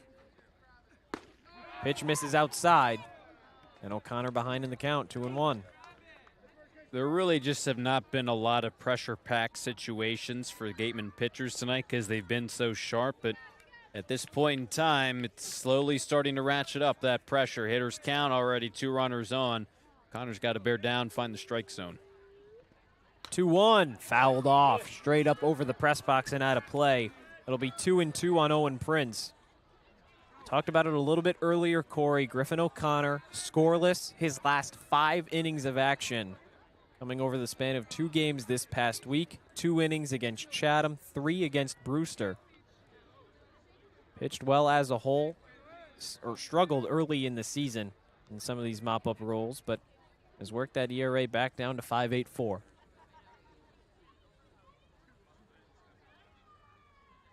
Long hold, 2-2 pitch.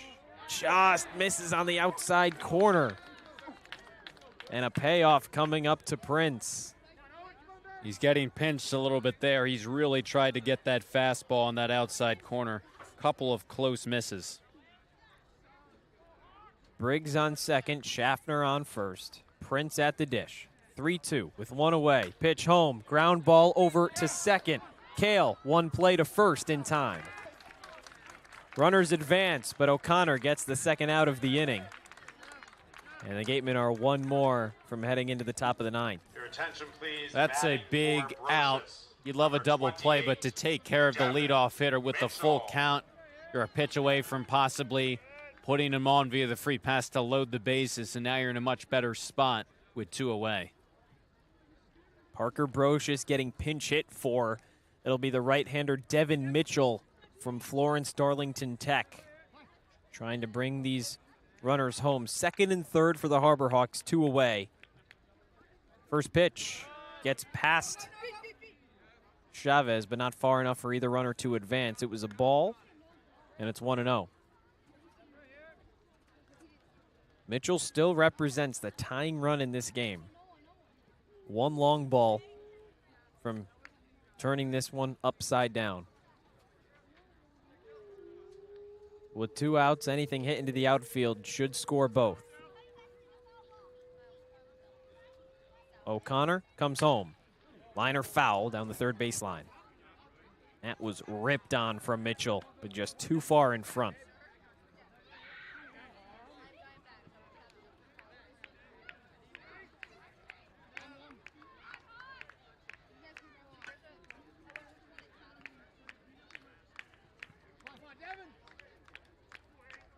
One count.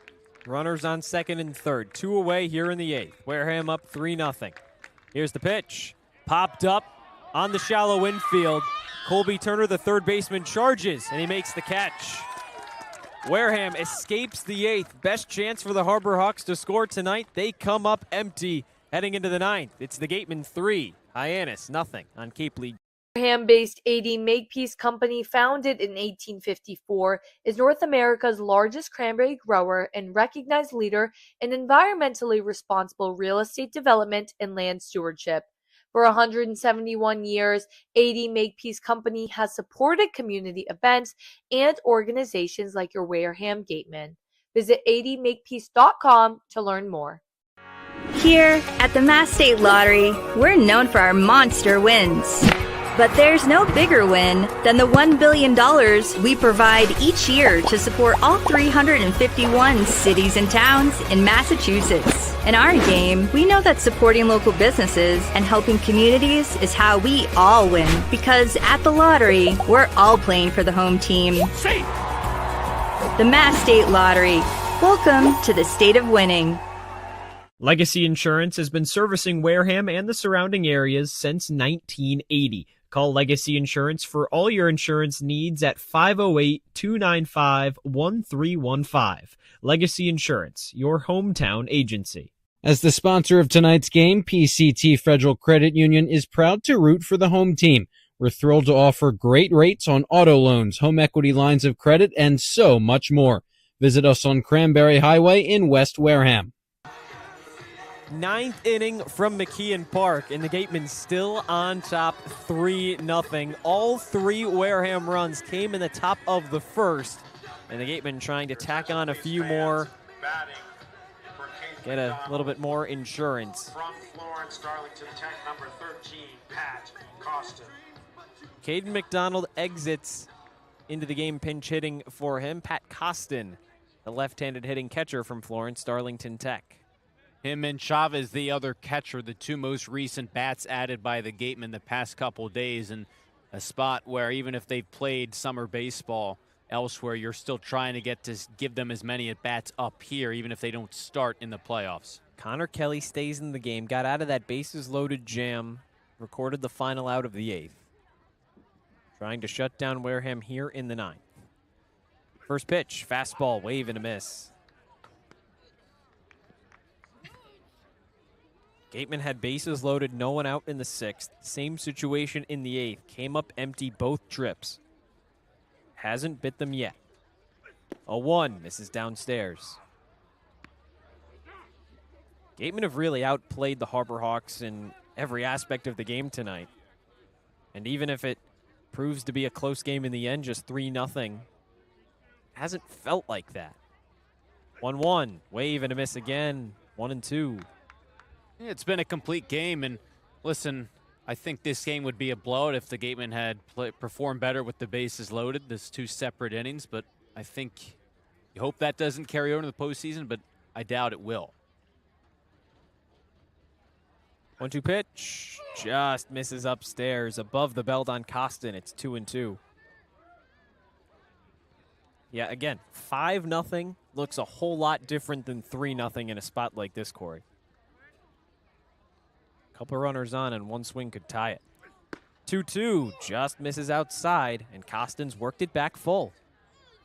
And part of scoring runs is coming through when you get the runners on. But again, I think for the Gatemen, despite just the 3 runs, when you dive into the line score, it does look better than the past couple nights. The payoff, in the air, shallow infield on the left side. Third baseman Schaffner out onto the shallow grass. He makes the catch, 1 away. Right fielder from Central Florida, number 4, Chase Cruson.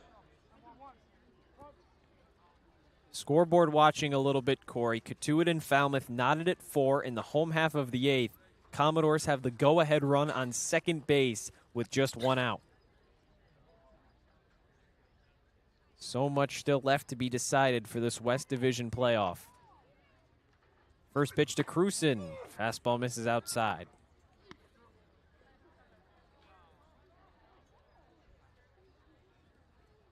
That would be something else if Falmouth comes away with a win and just sneaks into the playoffs on the final day. 1-0.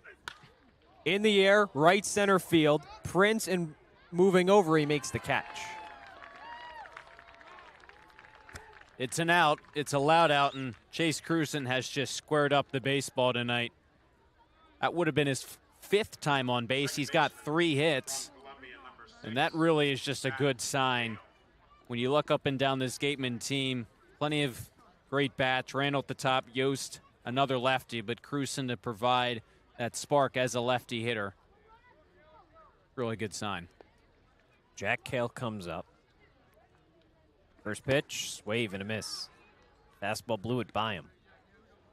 Yeah, Falmouth could sneak into the playoff after the season that the Commodores have had, coming on as of late, but for a while, 8-9 games under 500. Cale lines one into center field. That caught, made by Prince. Diving play.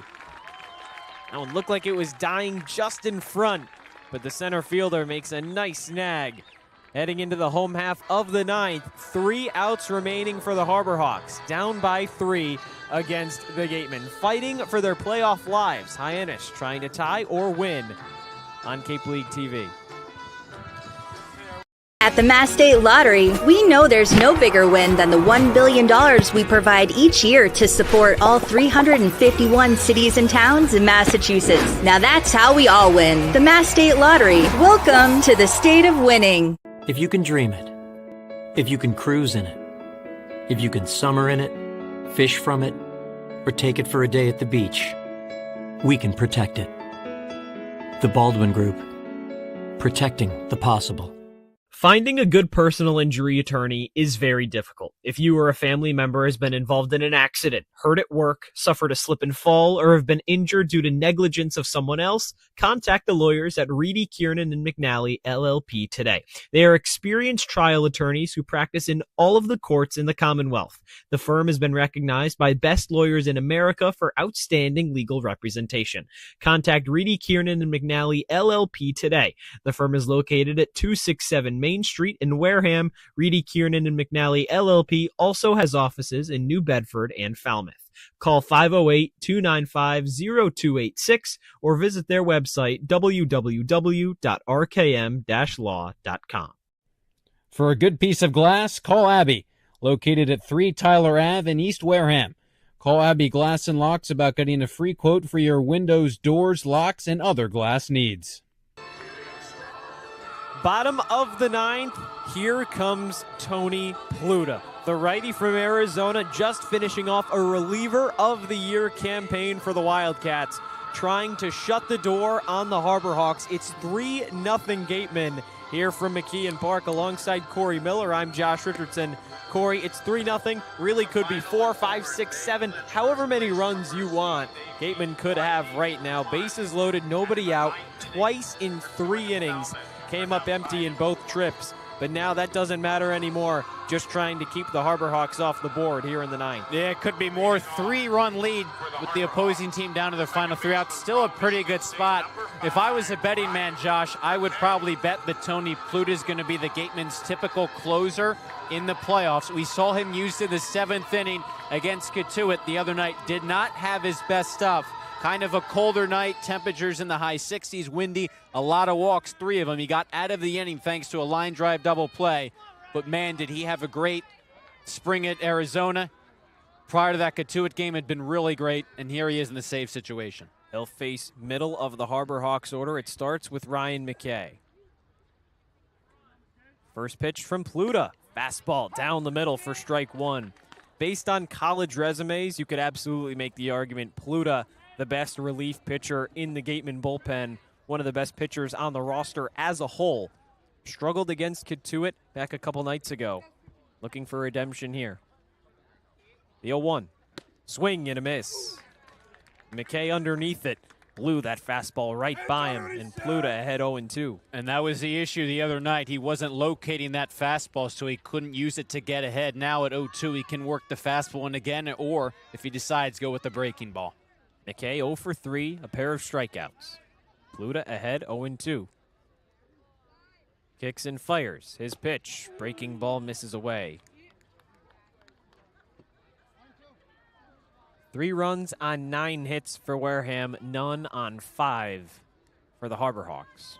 1 error apiece.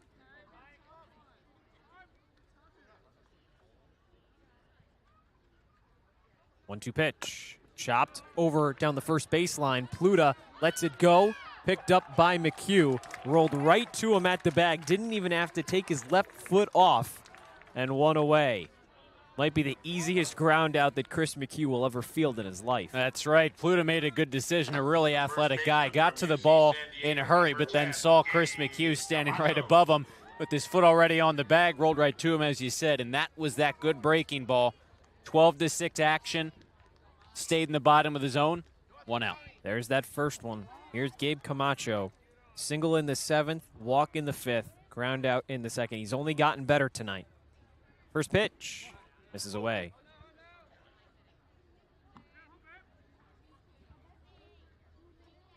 Mentioned it a little bit. Pluta struggled against Kituit. He pitched an inning, gave up a hit, and walked 3. 1 run came in against him. He still exited with the lead. 1-0. Skips in the dirt, and that's going to hit Camacho right on the foot. And Camacho is in a heap of pain, slapping the dirt with his right hand. Still yet to get up from a catcher squat, now down on a knee. That one had to hurt. Obviously not intentional from Pluta. Trying to fight back in the count. Attempting to close the door. Camacho now getting attended to by Mitch Carricker, the manager for the Harbor Hawks, and by Hyannis' trainer. He is in some pain. When you look at the foot, you obviously have the cleat, but besides that, if it hits you square and you're unable to get out of the way, you just don't have a whole lot of protection. An ovation from the Harbor Hawk crowd who have sticked around here at 8:58 on this Sunday night. So Camacho exits, and a pinch runner comes in for Hyannis. Your attention, please, fans. Running for Gabe It'll Camacho be Miles from Davis Oklahoma, that comes in. Miles Davis. So he's on first base. The designated hitter from Oklahoma. 1 away here in the 9th. Dayton Dayton LaChance coming up to bat. He's 0 for 3 with 2 ground outs and a strikeout. And Pluta just 1 ground ball away from completing this win and grabbing a save. 1 on, 1 out. Davis on first.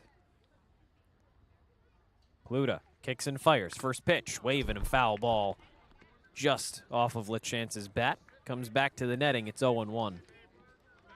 Thank goodness that netting was there, Cory, or else I would have been a goner. I might not be calling this game with you anymore. I would have been a goner. Maybe Chuck just Luarasi, our producer, would have had to take over. Wouldn't be the first time that Chuck has been on the broadcast this season. It only took Rafael Devers getting traded in the middle of a game. The 0-1.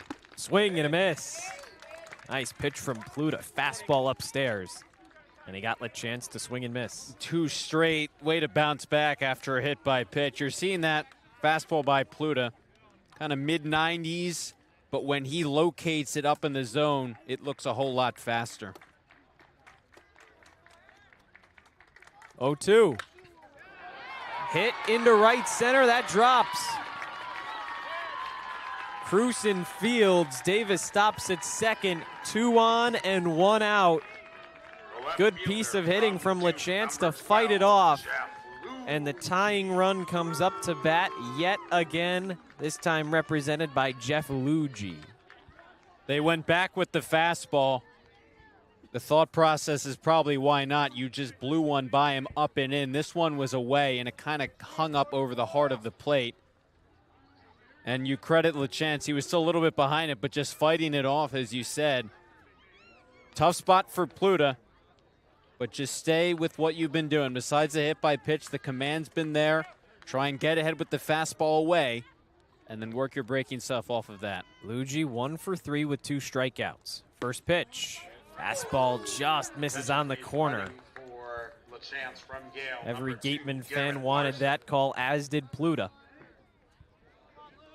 Gateman remained just a ground ball from winning this game. 1-0. Fastball misses downstairs, and Pluta behind 2 balls and no strikes. And so he's tried to get ahead outside corner. He just hasn't gotten the calls. Tough spot now. Hyannis 2 on, 1 out. Tying run at the plate. 3-0 Wareham lead. 2-0 pitch. Fouled off. Straight up in the air. Drifting out of play down the third base line. Still scoreboard watching. Falmouth and Katuitt still tied. Top of the 9th. 2 outs. Kettleers have a runner on first. Still a million different scenarios that could have the Gatemen playing any of the 3 remaining teams yet to clinch in the West Division. 2-1. Fastball misses downstairs. Pluta frustrated with himself. He wants to locate. And these are fastballs, and only one this at bat has been a strike. Everything else has just kind of been a little bit outside, 2 close pitches. That one was not particularly close, though.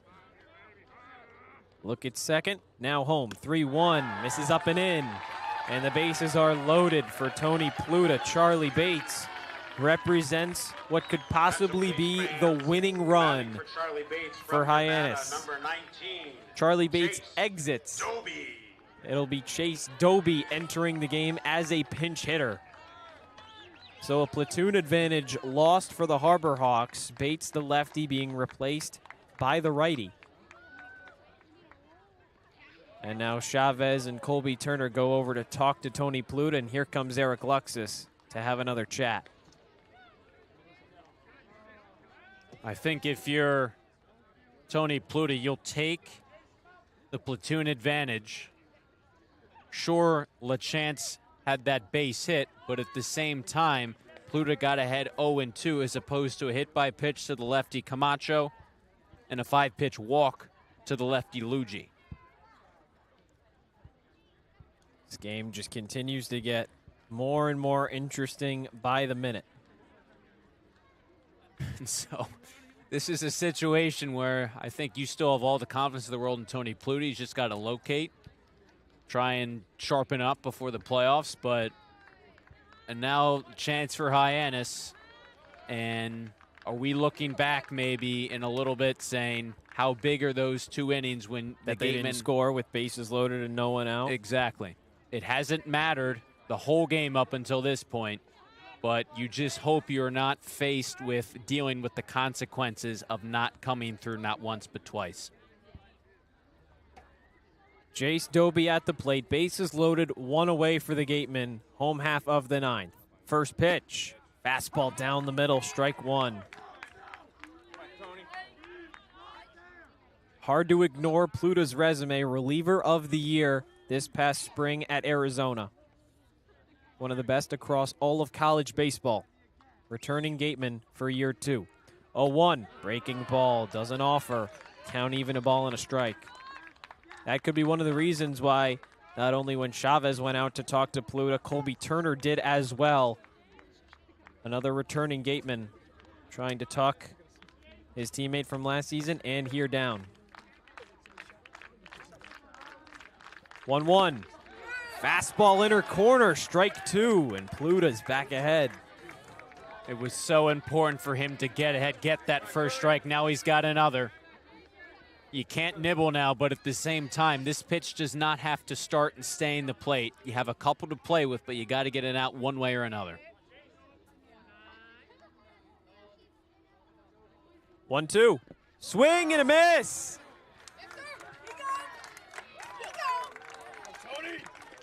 Doby offers at a pitch in the dirt. Out number 2 for Tony Pluta. That's just a nasty breaking ball. It winds up in the dirt. It starts right at the bottom of the zone. Then the bottom just falls out of that pitch right at the last moment. Really sharp at bat by Tony Pluta. Get ahead with the fastball. Put him away with the breaking ball. Just needs one more. Brody Briggs walked in the 8th. Was left stranded on 3rd. Has a chance to win the game. Represents the go-ahead run. First pitch. Ground ball foul down the first baseline. That was sharply hit, but just to the right of the line. It's 0-1.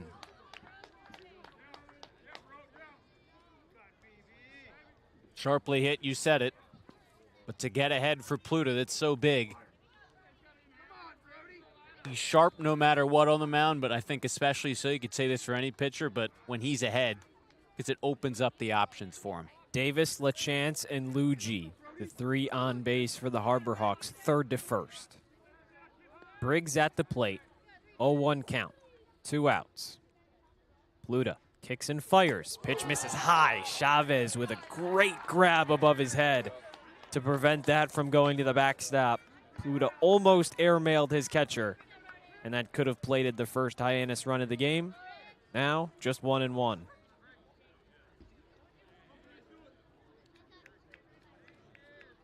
Tying run on first, go-ahead run at the plate. Pluta fires home. Pop up on the infield, drifting into foul territory. Chavez underneath. He makes the catch. Wareham escapes a jam in the 9th. Gatemen finished the season 20-20 with a 3-0 win over the Harbor Hawks. Now, Wareham moves on to the playoffs. The opponent yet to be decided. But either way, the Gatemen locked into that 2 seed for the West Division. And this is what they needed, Josh. Yes, there were missed opportunities, especially on the offensive end. 2 innings when you left the bases loaded and didn't score. But I think the fact that overall you eliminate those 2 situations, you get double-digit hits, you score 3 runs early. It was kind of been a reversal from the offense that has been struggling. You pitch a shutout. Haven't done that many times this season. You commit just 1 error defensively.